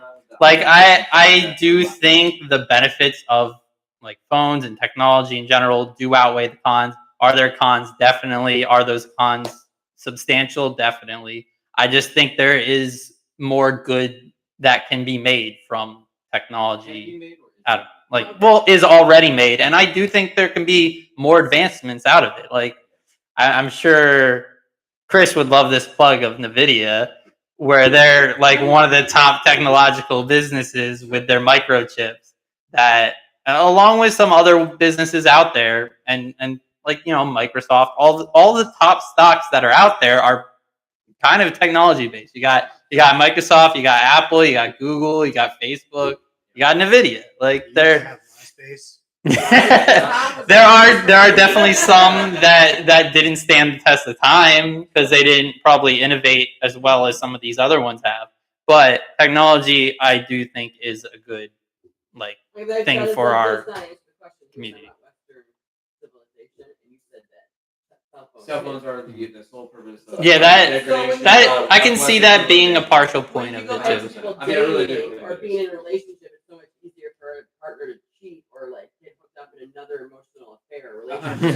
Yeah. That's a good point. Divorce and everything else. I mean, that's what I'm Everything's at your fingertips now. Right. Like, oh, this There's guy, a lot of There's there's so other stuff. much. That's why. drugs on the dark Mhm. web. But then there's also that information that you could use for autodidactism, where you are self-teaching. You can learn so much from just a Google search. Yep. You can fact check yourself, look at viable sources, and see what. You can also get like news just at your fingertips. Just know everything that's going on. To lead a productive, healthy, and fulfilling life that you feel that you have purpose for. Though, if we remove the cell phone, had our family units, and had more of, I don't want to go back to tribal. That's the only thing I can think of. You know what I mean? I just think. I think you can live without it. Yeah. It's Do you think it would be a better life without it? And do you think our communities would be I don't- less savage? I don't think it'd be More- better. I think Yeah. we're good. Like, it's not the best, obviously. I think everything needs to come with moderation. There's always too much. I agree. There's also too little. Yeah. I think there should be a middle ground for how much. Like, you can even like make a time limit for how much you're on your phone or Right. computer. Like, give yourself a couple hours I if mean, you're you guys like, yeah. did Go the to actual dinner search. with your like partner Yeah. or your friend and don't pick up your Mhm. phone with your phone. I completely agree with that. There was like, I think there was a day a few, like maybe a week or two ago. It's like kind of like a holiday, and it was for like national like Labor Day? put yourself. No, it's like one of those silly holidays one that of the holidays. that not everyone like really cares about, but it's like national like put your cell phone down day, Yeah. like something like that. And they do it like they actually had people, just a bunch of people meet up. They have like a group where I mean, first they use technology to find each other, which is funny. They advertise But- But they also use like a 24-hour span where they just don't use like cell phones or You know, no, stuff that's like great. that. I'm a Mhm. waitress, so it's so annoying to walk to a table to like ask them what they want for dinner and they're on their cell phone. Yeah. Somebody and like I gotta wait. Like I want to go home at 9 o'clock. You better order your chicken wings now. So like, I also like to bring up another point that I'm curious that I thought you guys would have brought it up. Do you think religion plays a factor? Wait, can into it? we table that? Okay. I want to hear everybody's response as to is the West degrading and what is causing it. So I have two responses. Is the West degrading, and if so, what is causing the degradation of the West? Instant gratification. That's a good yeah, point. that is a good I one. will say that people like Our there's something attention new and spans. shiny and they're gonna go for it. Like they're not gonna put the time and effort in it, like work on a relationship with their family or like work on a home life. Like they're just gonna jump to the next best thing, which it might not be the next best thing. But like I was married for 16 years. Of course, I sat there and like waited it out to see if it was gonna get better. It didn't, but like I tried. People don't try nowadays. They just move on. There's somebody else waiting for me. There's somebody better that has more money, or there's someone that has a better job. Is that what you think? No, I'm just coming from a girl's perspective. Like, some like cute guy message, "Ooh, let me just check in on this." Forget that I'm married and I'm in a committed relationship. Yeah. Wow. And Dan, did you answer yet? I Yeah, think he did. Yeah, I did. I said rap music. True. I mean, but when I was a young pup, like I listened to Eminem. DMX, Eminem. I'm talking 50 about like Cent. modern rap. Oh yeah, no. Rap. Like, I wholeheartedly agree. I mean, like Nicki Minaj, Cardi B, Oh god. what Doja Cat.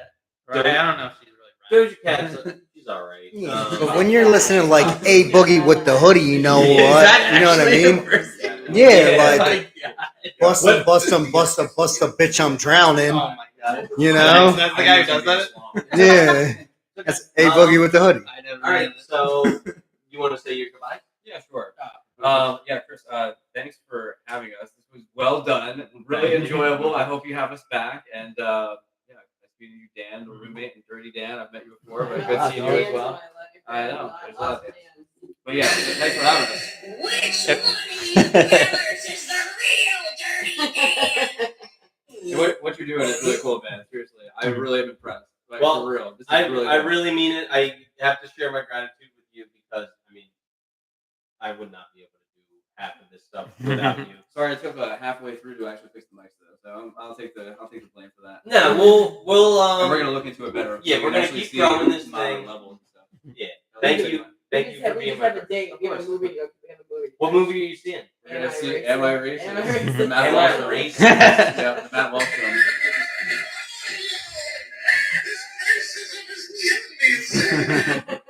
All right. Well, you guys enjoy, and I hope you will. At the very least, you could just put this on. Oh, we're gonna on share your it all phones over the that place. you're- Yeah. Don't get me wrong. I'm a I'm sure technologist. all of I'm a you- technologist. I love all of us technology. do knowledge. For the people that don't use it wisely, it's killing them. You know? Rye says great movie. Right? Did you watch it, or are you just speculating? I would also like to say thank you for coming as well, Absolutely. and thank you for helping set up all of this. It was nice meeting you. Yeah, Could, please do. come back sometime. Yeah, absolutely, man. Sounds good. All right. Don't be strangers. Bye, guys. All right. Yeah. Peace out. Nice meeting Yeah, man. Nice meeting you. Good conversation. guys. Yeah, thanks. Like, You too. seriously, good job. Nice work. See you guys. All right. So we're gonna probably go for a little bit longer, and then we're gonna wrap it up maybe around 10 o'clock or so. It have been about 2 hours. Rye says he saw Am I Racist last week. Oh, interesting. Hey, Rye, how do we sound? Do we sound okay? Let me know. I'm really, Yeah, Rye, do we sound okay? I'm really worried about the sound quality. Well, I also turned the echo down on this microphone. Oh, is there an option? Yeah. There's a knob. Why would you Probably want should echo? Like, what? I don't. like just for funny effect, I guess. But Like I turned it down, not all the way. yeah. All right. So let's get to know our panel a little bit better. I want to know something. I'm gonna play a little soundbite, and then you can comment on it after. If I were to ask you what you did this year, it would boil down to basically, I managed to pay my rent. I managed to eat food most days. I had a little bit of stinky puss. I even managed to save a little bit of money. You managed to find a place to sleep, eat, stay warm, and you did it for a whole year. You think you achieved things. Guess what else out there managed to stay alive for a year, stay warm, and eat and not die? Hold on. Don't give me that face. Look at the dirt. So, what are you most proud of in the past year, and what do you plan to do in this next year? Let me hear a plan that you got. I mean, I don't really plan much. I kind of take things day by day usually, other than like with my finances. But I am pretty proud that I've gone outside more, like been able to actually get out and play pickleball and basketball again. I went to the beach a couple times with a friend. Like I'm more of a homebody myself, and usually just kind of like stay in playing video games, watching anime. But I've been able to get out, get some exercise, play some sports, and I love doing that. So And what do you want to do in the next year? I mean, kind of just continue doing that. You know, find a single lady in the chat, maybe. You know? Did you, by any chance, post this link in your Mafia chat? I have not yet, but I'll plan on doing that next time.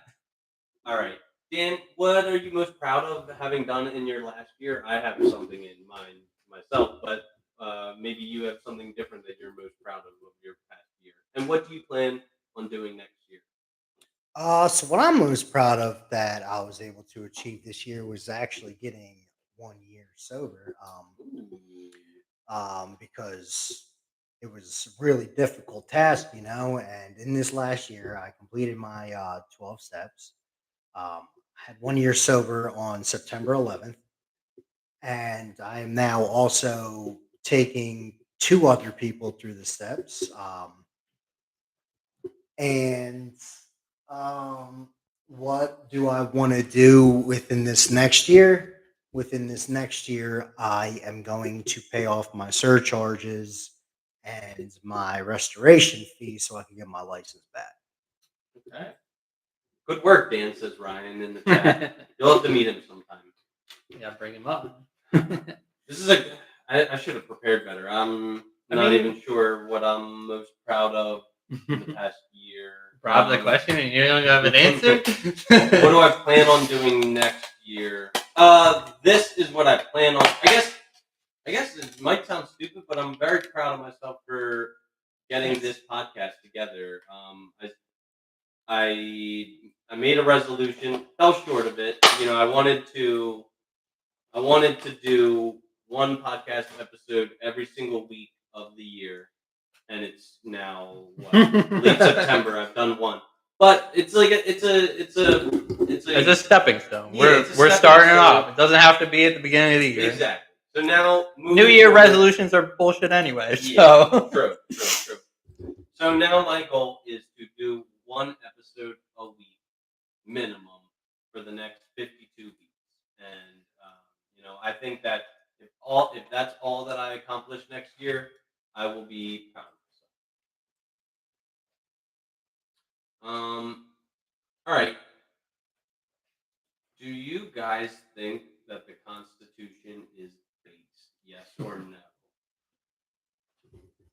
are we going through every amendment or what are we talking about? Hold up. So some of the amendments are based, right? Mhm.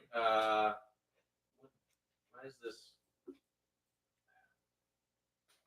Sorry, starts with technical 13th, issues. Which the 13th, I have my own bones to pick with the 13th Amendment, because the 13th Amendment is basically just like a loophole to end slavery. It doesn't even actually end slavery.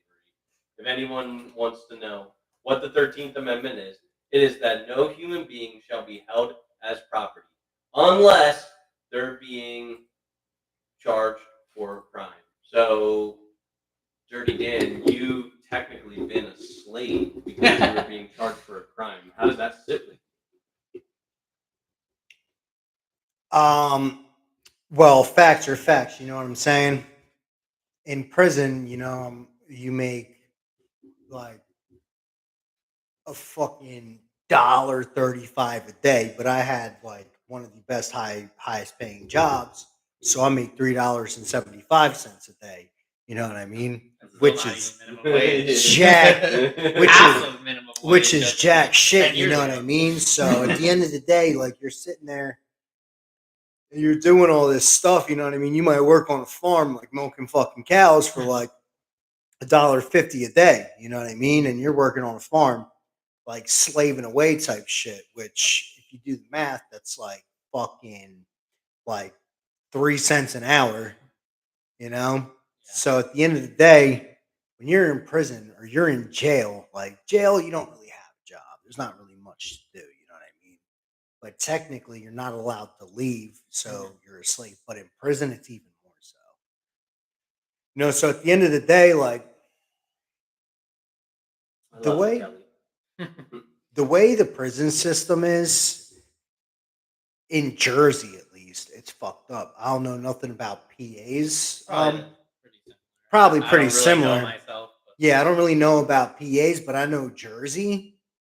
And some of the prisons in Jersey are like the worst prisons you can go to. Like Broadway, Trenton, Trenton State, Northern State. They're like the worst prisons. Like, you want to elaborate more on why they're the worst? So in Rawway, you got life sentences, straight killers. You know what I mean? Like you go to Rawway, Trenton State, or Northern, you might walk into the bathroom and somebody's getting raped. You know what I mean? Yeah. Like. Instead of going around, he just banging and banging and banging. When a guy's banging you, you spin off of him. Those are the worst defenders to play against, actually, because you can feel their body. Come on. Hey, Trini, can I have you go to the mic over there so you guys don't have to share anymore? Yeah, so at the end of the day, you might walk into this bathroom and see some dude getting his cheeks blown out by some other dude. You know what I mean? Gee. Why? Because fuck them. That's why. So I mean, all in all, at the end of the day, like, and now mind you, you're in these prisons doing like mad long and slaving away for like such a little amount of money. But at the end of the day, you were still getting some money, but not a lot. Yeah. I mean, what does that money get you in prison as well? Commissary. Like a pack of ramen noodles and a can of Coke. Nah, so the job I had, I made $375 a day, which was like about $100 a month. You know what I mean?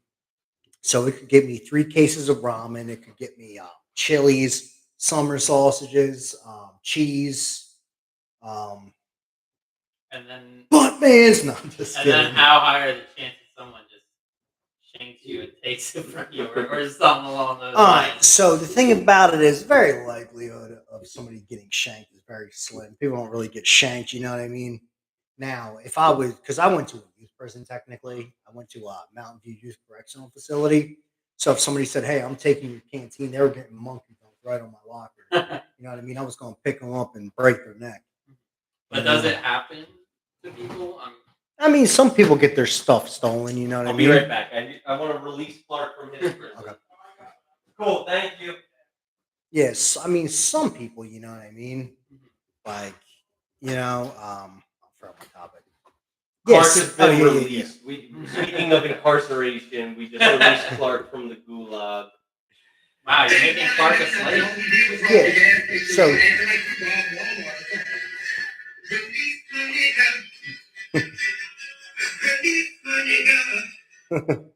yeah, so some people, you know what I mean, like, or whatever, will sit there and like take your stuff, you know what I mean? Like it happened to my brother.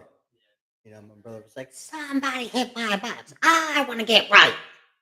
You know, which means I want to fight. You know what I mean? He got his ass whooped, but whatever. All right, so let's go through the amendments and Each one of them? well, like just really quickly. Like we- what, 28? Do we all agree the First Amendment is pretty important? Yeah.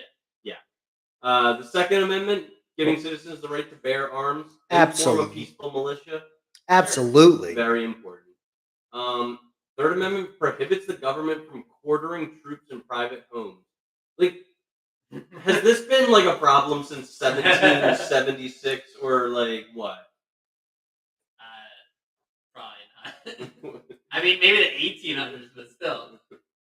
I'm not sure if that amendment is obsolete or not. But it's like there's no reason to get rid of it. The Fourth Amendment protects citizens from unreasonable search and seizures. Very important. Although I feel like probably police officers like violate this right All the time. Probably. Yeah. All the time. Like But it's supposed to not be admissible in court. okay, so you're walking down the street, you know what I mean? Like, all right, so I'm gonna say, for example, I'm walking down the street through Wildwood, New Jersey. You know what I mean? And I get stopped for some bullshit reason for being in a bad area. You know what I mean? Like what? I was walking down the street. Yeah, They're anyone like- can walk around. They're like, that's a drug infested area. So they hit you with something like for being suspicious or something, like suspicious activity. And it's like, which isn't a crime. So now you got to go to court for this just to get thrown out. I You think know what there I mean? is a thing for reasonable suspicion, but I don't think they can use that as. So now you get a ticket. Now you got to go to court for this. I'm like, all I was doing was walking down the street, you know? And they're like, well, I'm like, listen, I got taken to the station. I got booked. I didn't have anything on me. And then they just let me leave. I had nothing on me, like whatsoever. So now, how am I being Wait, so suspicious? Did they charge you with something? Yeah, What did they charge you? suspicious activity. I'm like, Your Honor, that's not even a And crime.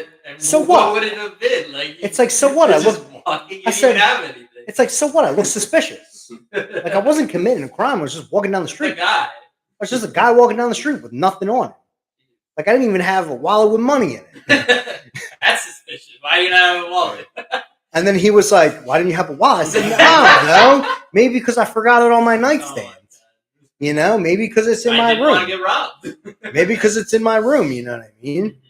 And they're like, and the judge is like, "All right, we're just gonna throw it out." So They should. the prosecutor tried to hit me with a fine. I said, "Nah, fuck you, dude. I ain't paying no fucking fine. I didn't do anything wrong." And he was like, "Are you cursing at me?" I said, first of all, First Amendment right. it's like, first of all, you're not a judge, so shut the fuck up. You know what I mean? So yeah, like it's crazy. Like they sit there and literally try to do that. And at the end of the day, like you're just adding all faulty charges when this amendment basically says you can't do that. You know, I got my rights. Fifth Amendment is that citizens cannot be subject to criminal prosecution and punishment without due process. Citizens may not be tried on the same set of facts twice. That's why OJ was a free man. It's called double jeopardy. Passed away. The amendment also establishes the power of eminent domain, ensuring that private property is not seized for public use without just compensation. This is basically the right to remain silent. I So, suppose it's a I mean, yeah, Good it's law. a good law. so the thing about it is, I went to court. You know what I mean? About a year and a half ago for aggravated assault on a police officer. So I went to my first court hearing, which basically was just them reading the charge and saying you could take it to trial. I had every intention on taking it to trial because they assaulted me first, type stuff. I was trying to walk out this door somewhere, and then dude just hit me in the ribs with his baton, and they all slammed me to the ground. They couldn't even get my hands behind my back, type stuff. You know what I mean? So it took 10 full grown men to do it. So then they dropped the charges down to simple assault and dropped it down to municipal court. And I went there. I said, "You do already know I was charged with aggravated assault for this, right? Now it's simple assault." I said, "It's double jeopardy. You can't charge me." That's what it's called. It's called double jeopardy. So if it's one charge, it's got to stay that charge. You can't drop it down. Otherwise, it's got to get thrown out. That's exactly what happened. So, Chris, you sounded like you didn't agree with double jeopardy. No, because you brought up OJ. I mean, I was just citing that So, it is the reason that you know why double jeopardy. I guess So they Just can't just continually constantly harass you, like with harass you, lawsuits. even Yeah. like making up stuff or Yeah, evidence, just to keep saying, "Oh, you did this crime, when you didn't even do it." And They can't just keep saying you did it. And the Sixth Amendment kind of ties into that. The Sixth Amendment assures the right to a speedy trial by a jury of one's own peers, to be informed of the crimes with which one is charged, and to confront the witnesses brought forward by the government. So the government can't just come up with this Do phantom we witness. actually use it? What's a speedy trial? That's trials are not that's speedy. subjective for sure. They don't give a time for how long. What was it like? I don't know. I never. This is like a violation. Maybe I've never watched The Green Mile. Great movie. Is he given a speedy trial in that movie? But I'll have to watch it. Maybe I'll watch it. I mean, I think it was speedy, and they gave him the death penalty. But, he wasn't even guilty. That motherfucker's guilty. And even the guards loved him. The guards were the saddest people when he died. And I think what's important sorry. about this amendment is, which I don't even know if this is necessarily true, is that 20-year-old movie. Yeah. 30. That was as good as Shawshank Redemption. Oh yeah, that's this says that a person on trial is able to confront the witnesses brought forward by the government. Yeah. I'm not sure, What do you mean? Well, I'm not sure if people are, because They are you talking about our allegations for sexual assault? Sure, yeah. They're supposed to. I don't know if they always are, but they are by law supposed to be able to see their witness and be able to say whether they did or not, did or didn't do that. Mhm. You have to know who's actually accusing them. Yeah. The Seventh Amendment provides that civil cases preserve the right to a trial by jury. What is that? So that there's not just one judge who's the judge, jury, and executioner. Yeah, it's I want to take it to trial. That means there's Okay. a jury. You know what I mean? Criminal cases always have to, right? Not always. No? You got to take it to trial for. I thought that was only civil cases don't always have jury. Nah. So no matter what, if you want to take it to trial, no matter what, whether it's superior or municipal, if you want to take it to trial, that's when the jury comes. Okay. So if you're not taking it to trial, if you're just going to sign a plea bargain or whatever, you're fine. You know what I mean? You don't need a jury. Yeah. You know, me personally, I wasn't the one charge. I wasn't taking to trial because they were offering me 15 years. You know what I mean? So they were or you could just sign this paper right now for drug court. And that was the final offer. You know what I mean? Wow, that's a big difference. It is. All right. So then it's like I had to do drug court and like 5 years of probation. I only did 2 years on drug court. I graduated. The Eighth Amendment prohibits excessive bail, excessive fines, and cruel and unusual punishment. Subjective much? Like, what is that? So they base it on the crime, but it is still subjective. Okay. So it's kind of like it's not. So in Jersey, there's no bail anymore.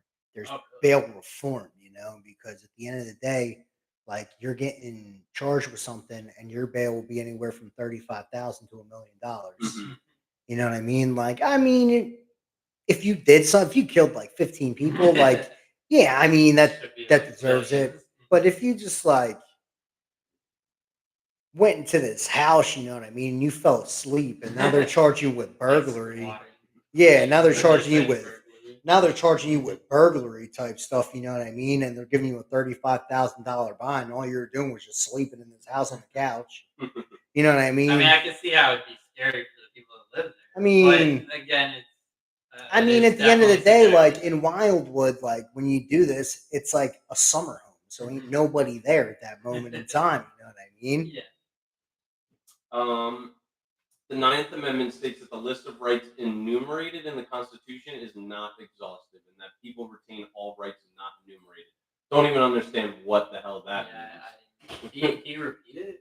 The Ninth Amendment states that the list of rights enumerated in the Constitution is not exhaustive, and that people retain all rights not enumerated. I think it's saying that you can like add amendments to it, is what they're saying, and Okay. those rights are still given to The 10th Amendment, shit. everyone. Shit, I hate that one. I lost it. 10th Amendment assigns all powers not delegated to the United States or prohibited to the states to either the states or the people. So the states decide over the federal government. But all powers not delegated to the United States or prohibited to the states to either the states or the people. I suppose so. I mean, so that's saying that states have rights That superior yeah. to federal rights? Not or well, I guess kind of, but it's like the states can decide their own laws in certain aspects. what do I don't you think feel everything. about that? Because I think you probably know exactly where I'm going to go. There's two things that I'm going to go with this one. Yeah, abortion. Do you believe that abortion should be a state right, and do you believe that slavery should be a state right, or do you think that they should be federally? Well, the thing is that I don't think that amendment applies to every single law. It's another saying subjective one. because it says it in there, right? That it is governed by the states unless Assigns all powers not delegated by to the United States. the United. Yeah, so like ones that are already delegated by federal law, like murder, like. But that's, abortion is technically not constitutionally delegated right now, Yeah. right? Or ever, right? Roe v. Wade. That's not a constitutional right, though. It's a Supreme Court case, it's a right? Supreme Court law. Yeah. It's a federal law when it was in place. Mhm. But it's like saying like we're not gonna let states decide, hey, you can murder this guy because he's just standing there. Like that'll be a crime for anyone. Like if you just randomly kill someone just for that. The Amendment 11, the judicial power of the United States shall not be construed to extend to any suit in law or equity, commenced or prosecuted against one of the United States by citizens of another state, or by citizens or subject of any foreign state. Like this, I think it's saying like from state to state you can't be charged for a crime that like from your own state. Yeah, if you're you're charged like based on you the can't state be charged by like a judge and jury in a state that is you not didn't where do you the crime in. Yeah, okay. I think that's what Okay, it's very complicated. it's saying. Jesus The Lord, Amendment 12 is so long. You don't need to go through all of them. I feel like your question was, do we think the Constitution is based, right? Sure. We could probably just get down to brass tacks. I like I think it has its pros and cons. Like I think there are. I think probably the amendments that are there, almost all of them are there for a reason and stayed there for a reason. I think it is based in that way. Um, some people might not agree with all of them, but I think it is definitely a good basis to have our country based on to begin with. Okay. It might not be the thing that we have to follow to a T. It might need some amendments, like we have for like first it was just the Bill of Rights with just 10 amendments, and then we've added how many do we have now? Like, is it like 29 or 30? I thought I only saw 20 or More than 20. I think you're right. I think there's like at least 27. But yeah, what do you think, Dan? You say just like to keep it black and white. Is the Constitution based or not? What do you mean by based? There are 27. Is it like is it a good thing or is it a bad thing? So the Constitution is set in place for a reason, and it has been set in place for a reason since the beginning. 1776. Yeah, since the beginning, you know what I mean?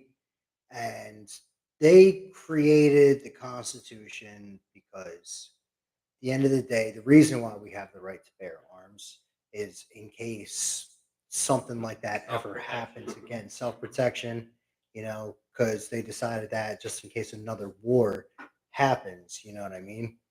So American citizens have the right to bear arms. American citizens also have the right to overthrow the government, like in the Constitution.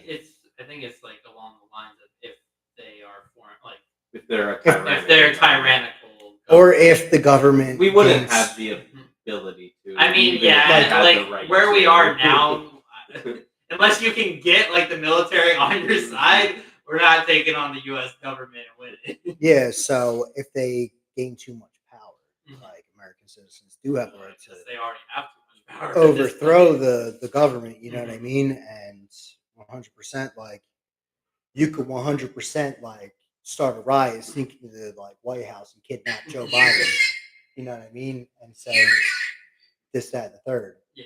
And everything be like, listen, like, I'll release him if he's out of office, like American citizens can technically do that. I mean, you'll go to prison, but you can do that. And you could actually. Can you really do that if you're going to prison? I mean, yeah, because you could actually technically beat that charge because of the Constitution. Can you? Absolutely.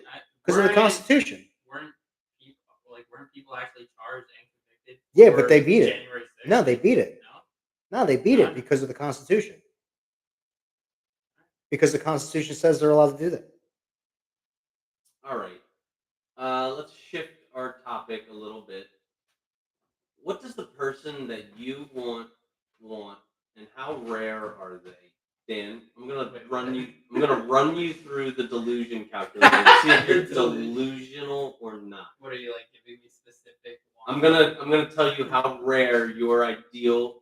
Okay, so what are you asking specifically? I'm asking you what gender you want, and this is very binary. I apologize. There's no trans in this equation. I am hetero, so I do. So you're looking prefer for a women. woman. Yeah. Do you want your woman to want kids, or do you not care? I don't care about it. I Don't guess care. I would, to an extent, I do prefer no kids. Is it but a deal breaker? It's not a deal breaker. Okay, so even. What age range must she be? I'd say probably somewhere around like 21 to 40. 21 to 40. Yeah. Okay. What height range must she be? I guess from like 4'10" to like. Okay, I see you. to like 6 feet, I guess. 6 feet. Jeez, that's a big range. What must her minimum income be? I guess probably like 40K a year. 40K a year. Ethnicity, do you care? No. Okay. Hair color, do you care? No. Eye color, do you care? Education, do you care? I mean, if they have the job for 40K a year, that doesn't really matter. So any. No, yeah, I don't care about it. Okay. Religion, do you care? I would prefer not like a super religious person, but Do you like is an atheist a must or any? I mean, they don't have to be like they can be religious. I just don't want them like forcing it on me. So any. Yeah, We'll I say. guess. Okay. Smoker. No, No. Drinker. I don't really care on drinking. Don't care. Exclude married women, or are you gonna be a homewrecker? I would exclude married women. Yeah. Okay. Oh, that's gonna kill my. Are you gonna exclude obese women? What the fuck? Are we going by like the BMI obese? Or Sure. I know you have your gripes with the BMI, but yes, we're gonna judge obesity based on the BMI. I mean, because that goes a little too far with me. If we're going with BMI, I wouldn't exclude it. But Oversized stomach and a pair of floppy breasts, isn't that right? Is that right? What do you mean? I would say like I'll give like a number. Well, I guess I would need to do it by the height.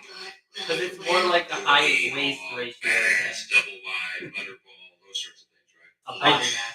We cannot get too bogged down in the details. It's I'll, yes or no. Just for the heck of it, I'll say no. I don't want No obese women. Let's find out how rare this woman is.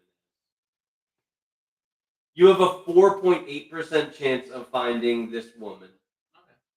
It's not so bad. Hard, but. All right, Dan. Let's find out how delusional you are. What gender partner do you want? Female. Female. Does she want kids, or does it not matter? Or does she not want kids? I want kids. I would hope they would want at least one. So yes. Yeah. Okay. Age range. Doesn't matter. Doesn't matter. Well, I mean, so we you got get with the 7-year-old? we got to put like 18 on there, right? At Yeah, least 18. No, I'm 18 is talking- where this starts. 18 I'm to talking 7. MILF status. Okay, but so what's the minimum age and what's the max? 32 to 47. Really? Oh, So you want to so sugar mom. you want them? They have to be older. Okay. What if she was dead broke, like she did nothing the first 47 years of her life? Would you still be attracted to her? Probably. What if she was like 7 feet tall? Would you still be attracted to her? Absolutely. You could reach stuff on the shelf that I can't. So what is your height range? Anywhere from like 5'8" to like 6'5". So you want a big Amazonian sugar mom. So you said 5'8" to what? They can't. Six, How tall are five. you? How tall are you? 6. Like 5'9". Bro, So they they basically have to be taller than you. Yeah, I want Oh him my to reach God. stuff on the shelf that I I'm can't. calling it right now. This is his number's going to be less than 1%. Minimum income. Well, this is starting at 5'8". Isn't the average woman like 5'5", 5'4"? I think the average 5'4". American woman is 5'4". Probably like 40,000 a year. Okay. Ethnicity, do you care? No, Hair color, do you care? brown. You it has to be a brunette. You're gonna have like. Why are you mad about that? No, I'm because his fine. because his woman is It's going gonna to be be less difficult, yeah. less than 100% of eye color. Do you care? Brown eyes. Wow. Education, Doesn't matter. religion, Doesn't matter. smoker, No, drinker. no. Exclude married women, or are you going to be a homewrecker? gonna be Why a- do you word it like that? I'm gonna be a homewrecker. It's like, nah. Exclude married women. Oh shit! I don't think I excluded your married Wow. women. Well, because it's I'm a just, home wrecker. it's just based on yes or no, and I said no to exclude married women. I thought it was like no. that to married is women. like difficult wording. Like. Okay, so you do want to exclude married women, Yes. correct? Okay. Do you want to exclude the fatties? I mean, hey, more cushion for the pushing. So no, you do not want to exclude the big, beautiful women. The pleasantly plump ones, no. Don't exclude it. Okay. No. All right, let's find out. I'm calling 0.1%. That's what I think. Say 0.4. 0.4. I'll give them a 0%. That's That's they zero. don't, wait, That's they had zero. how far the decimals go? That is zero. It's not decimals. That's 0 of 168,310,216. But there has to be someone. Like, I mean, is there? What would have? I feel like what would have eliminated all women there? I feel like it wasn't that unreasonable. It's pretty unreasonable, but All right. like, well, a 5'8" brunette with brown eyes. well, here's the thing. I think Those the drinking. biggest exclusionary is drinking. no. I think it's that his age range is 32 to 47. Okay, yeah, that's kind of. But and he's excluding married. I'll bet you majority of women that's 32 to 47 are married. And then to find the one of them who isn't, she's got to be a brunette with brown eyes. I still feel like there's got to be like one, like possibly more than one. But either way, it's gonna be damn hard to find. Yeah. All I'm saying is they can't have eyes prettier than mine. So brown's the only one that's not pretty. I mean, I'm not saying that. So what is it? Blue? It can't be blue. You're like an anti-eugenicist. Or I guess you're still an anti-Aryan. What is a eugenicist? Oh wait, eugenics is just. Here, I'll do mine now. I'm probably gonna be in between you two. Yeah, probably. I don't think you're gonna be at 0, but I don't think you're gonna be at like 4%. She needs to want kids. Oh. She needs to be. Oh man. She needs to be from 18 to 20. I'll go as high as 26. Alright, because you gotta have kids, right? She needs to be 4'10" to 5.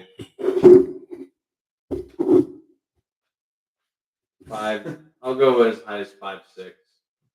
Her minimum income doesn't really matter, but I'll say like 30,000. Ethnicity, any. Hair color, any. Eye color, any. Education, any.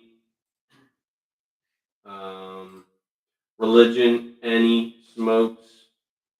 I don't really care. I'd like her not to continue to smoke into like our marriage and stuff like that. But if she's a smoker when we meet, that's fine.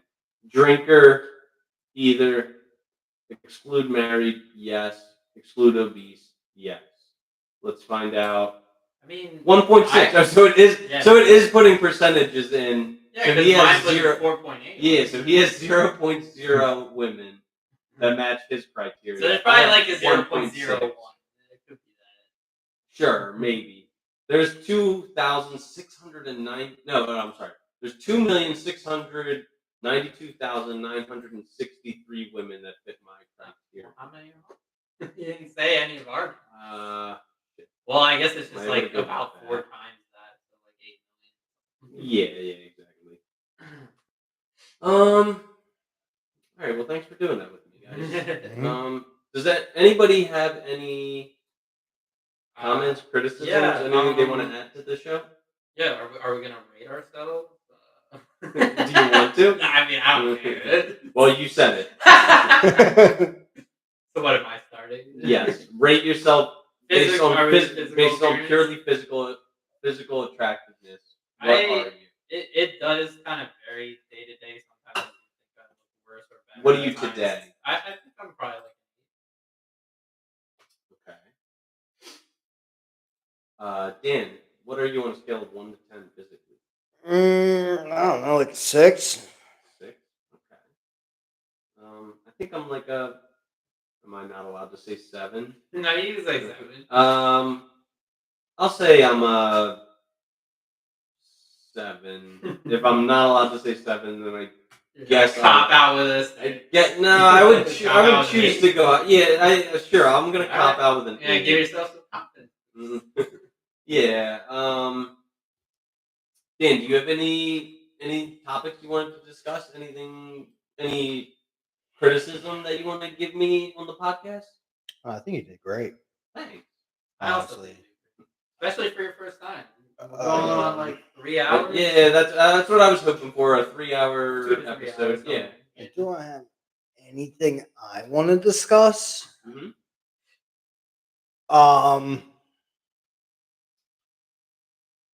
I try to think of reasons every single day why I shouldn't go see my brother and just monkey dunk him. You know? What is this? Your brother who is what using, or why do you want to?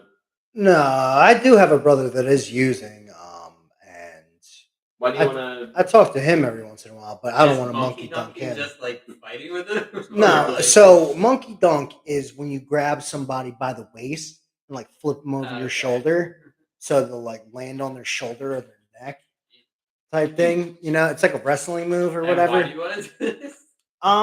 So my brother is basically the same as me, you know what I mean? Like, but when I had relapsed or whatnot, my brother hit my soon-to-be ex-wife up saying I'm nothing but a junkie and that's all I'll ever be. You know what I mean? So I'm like, yo, like you got room to talk, so I hit him up. You know what I mean? Got mad as shit. You know, I got mad as hell, so I hit him up, and he got mad. And he's like, oh, blah blah blah. Tried to help you, this, that, and the third.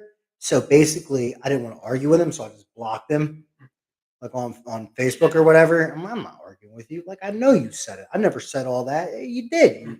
That's what you do. You talk shit behind people's backs. You know what I mean? We But know a few people I do have another brother that is an active addiction, and there's nothing I can do because he doesn't want you to gotta stop. want to stop. He doesn't You want to gotta- stop, so there's nothing I can do. So at the end of the day, when I talk to Like- him and I know he's high, it breaks my heart a little bit more and more. And then I think the other way around, when I was like that and he wasn't, how did he feel? You know what I mean? So there's two sides to every story. The thing about it is, like, yeah, I got sober, but he doesn't want to be sober. So I mean, all in all, at the end of the day, Yeah, there's only so much you can do Exactly. for someone. Once someone actually wants to stop, that's Exactly. when you can actually help and do as best you can and hope that they still continue to stick by it. yeah, But it's still ultimately up to that person to want to be exactly. sober. So the only thing I can do at this current moment in time is plant the Mhm. seed and love them from Yeah. a distance. You know. Exactly.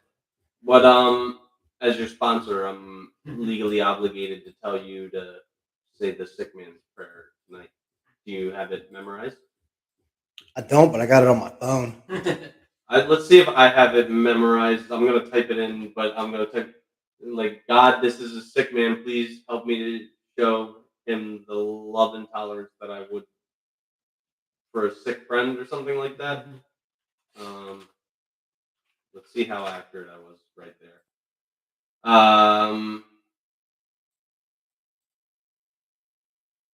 What the fuck? Okay.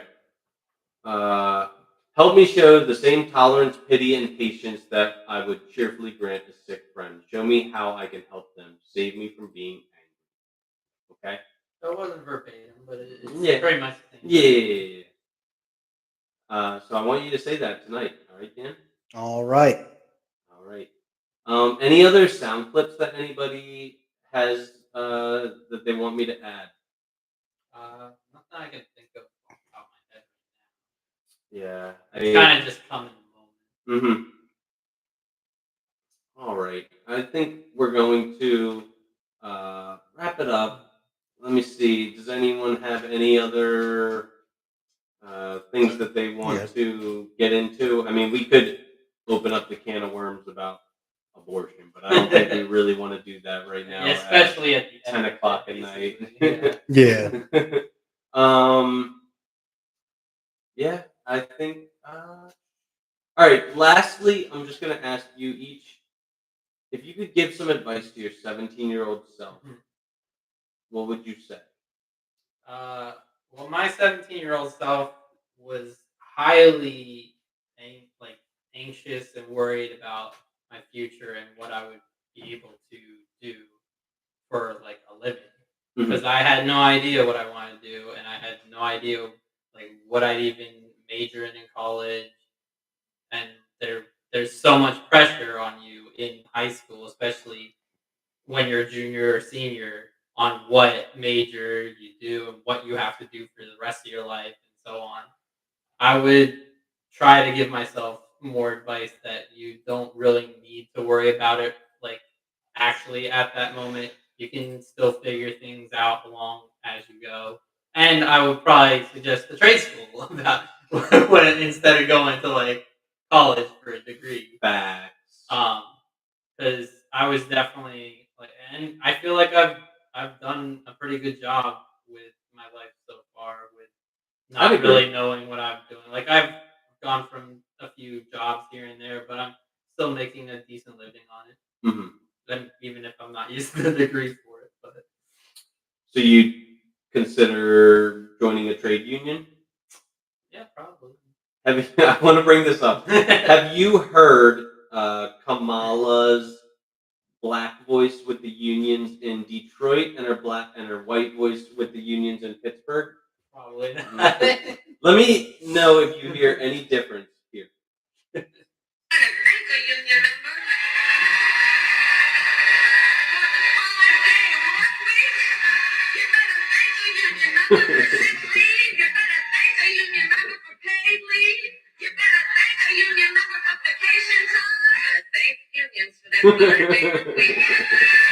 mean, it already just sounded different from how she normally is.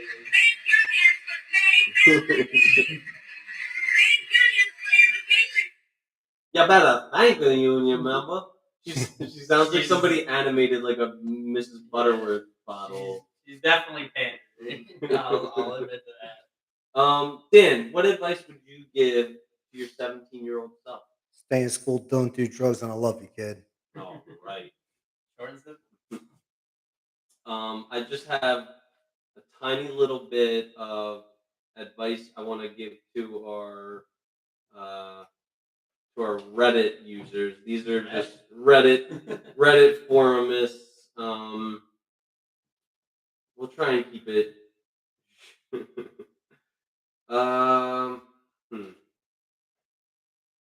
Like there's people on Reddit watching? These are just like anonymous Reddit. You made like a post that you're doing this on Reddit or something? Nah, I just went on here, went on Reddit to just see what people are asking for advice about. Was it r/whatever? I don't know what they call all of them. This one I think is one of my favorites. R/advice, I guess. So this post is titled, "I think my grandpa used my fleshlight sex toy, and I only noticed whilst I was using it. Should I confront him?" Oh, while he was using it. Look, he noticed whilst he was using it. Long story short, my grandpa's staying with us for a while. He is at home all day whilst he was using the word whilst, like it's very cultured. Whilst me and my family all go to work, college. Anyway, the other evening I was using my fleshlight and I noticed some gray pubic hairs inside it. Obviously, it's not mine, as I have no gray hair. The only person that does is my grandpa. I'm obviously totally grossed out by this and pissed at him going through my private things in my room and then using my private things. Do I confront him or just throw the toy away and forget about the whole thing? Should he say the sick man's prayer for his grandpa? Like, help him show the same tolerance and pity that he would cheerfully grant a sick friend. I mean, they're also not mutually exclusive. You can do both. You can like confront him and throw out the sex. That's what I was gonna say. Why don't you just do both? Is throw it out and then confront What are him. you gonna confront him and keep using it while Hey, Grandpa, what the fuck is this? Like, confront him and throw it at him. Oh my god. Or it'd be like, This is confront your him. pubic hair. I see how gray it is. Here, just keep the thing. Just keep the Just fucking here. thing. Hey, this is my present to you. Don't say I didn't do anything for you. Don't use my stuff again. All right, so here's another post that, Oh my like, obviously these sex toys are just causing all this havoc. Probably. That is the degeneracy, the Yeah. degradation. I'm avidly against sex toys, but that's a whole nother I'm story. actually not. I think sex toys are actually fine for people. Like I don't think they're. We can go into this another time. But my mom found my sex toy in my room. Advice? Need some advice on how to handle this. I'm 21 female, own several sex toys. Why? Like, geez, whatever. What do you mean? No judgment. No judgment. I'm not ashamed or anything like that. I typically leave them in my nightstand or in a small space between my bed and a little love seat in my room. But while I was on a road trip, due to my mother's marriage issues, my mother ended up sleeping in my room for about 2 weeks while she was in my room. She took it upon herself to clean it. Right when she said, Fuck! There's sex toys in here. God damn it. You lost it? Yeah. Ah, shit. Okay, here we go. She took it upon herself to clean it. Right when she said she cleaned it, I panicked. Knowing she probably found them, but convinced myself otherwise to alleviate this stress and enjoy my trip. I appreciate her picking my room up as it was messy, but I don't like people in my room as it is. So her going through my things to clean made me feel ashamed more. The bad news, I just got home, and while sitting in the living room together, she mentioned that while cleaning, she had found an earbud of mine that I had previously lost. Where? In the space between my bed and my love seat. So I'm sitting on the couch now, kind of freaked. I know I'm an adult, and my mother is well aware of that. But now I feel all icky and awkward. I don't want to go to my room and find them moved, because then all I'll be able to think about is her finding them and what was going through her head when she did. Also, she tells my aunt, who I was road tripping with, everything. So now I'm also worried that my mother told my aunt about it while we were on the trip together. Should I just move on and forget about it and just silently acknowledge that there's something we both know and won't bring up? Yeah, I think so. Like, I think you could like open the elephant in the room here if you actually think she knows. If you don't think she actually knows, then there's no reason to. But Sure. like, I don't think you're really wrong for doing one or the other. Like you like I don't think it's that big of a deal. Like she was married, like your mom was married, had a kid, like it's just sex. Like having a sex toy is not much different. What do you think, Dan? Say the sick man's prayer? Yeah, say the sick man's prayer. But I Or mean, monkey dunk your mom. hey, like, listen. I mean, at the end of the day, all you have is really a suspicion that she might have found them or True, might have true. known. But who says she even went into the nightstands? You know what I mean? Yeah. Where they were. Yeah. So you could either be like, "Hey, mom, did you find anything you weren't supposed to?" Or you could just sit there and wait until she might say something. Be like, "Hey, I found some interesting I feel stuff like in your your mom room." would just say something. Yeah, Yeah. your mom If would she definitely found just say something. Be like, "Hey, so I found some She interesting probably stuff on in your room." Reddit doing the same thing, asking, "I found my daughter's sex toy. What should I do? Should I confront her?" It was a big black dildo. My daughter's sleeping there. Why was she Mickey Mouse? Oh,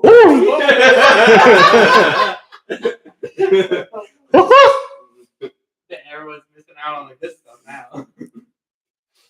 All right. So, I want to take this time to acknowledge you two gentlemen. Thank you greatly for being here for my first time.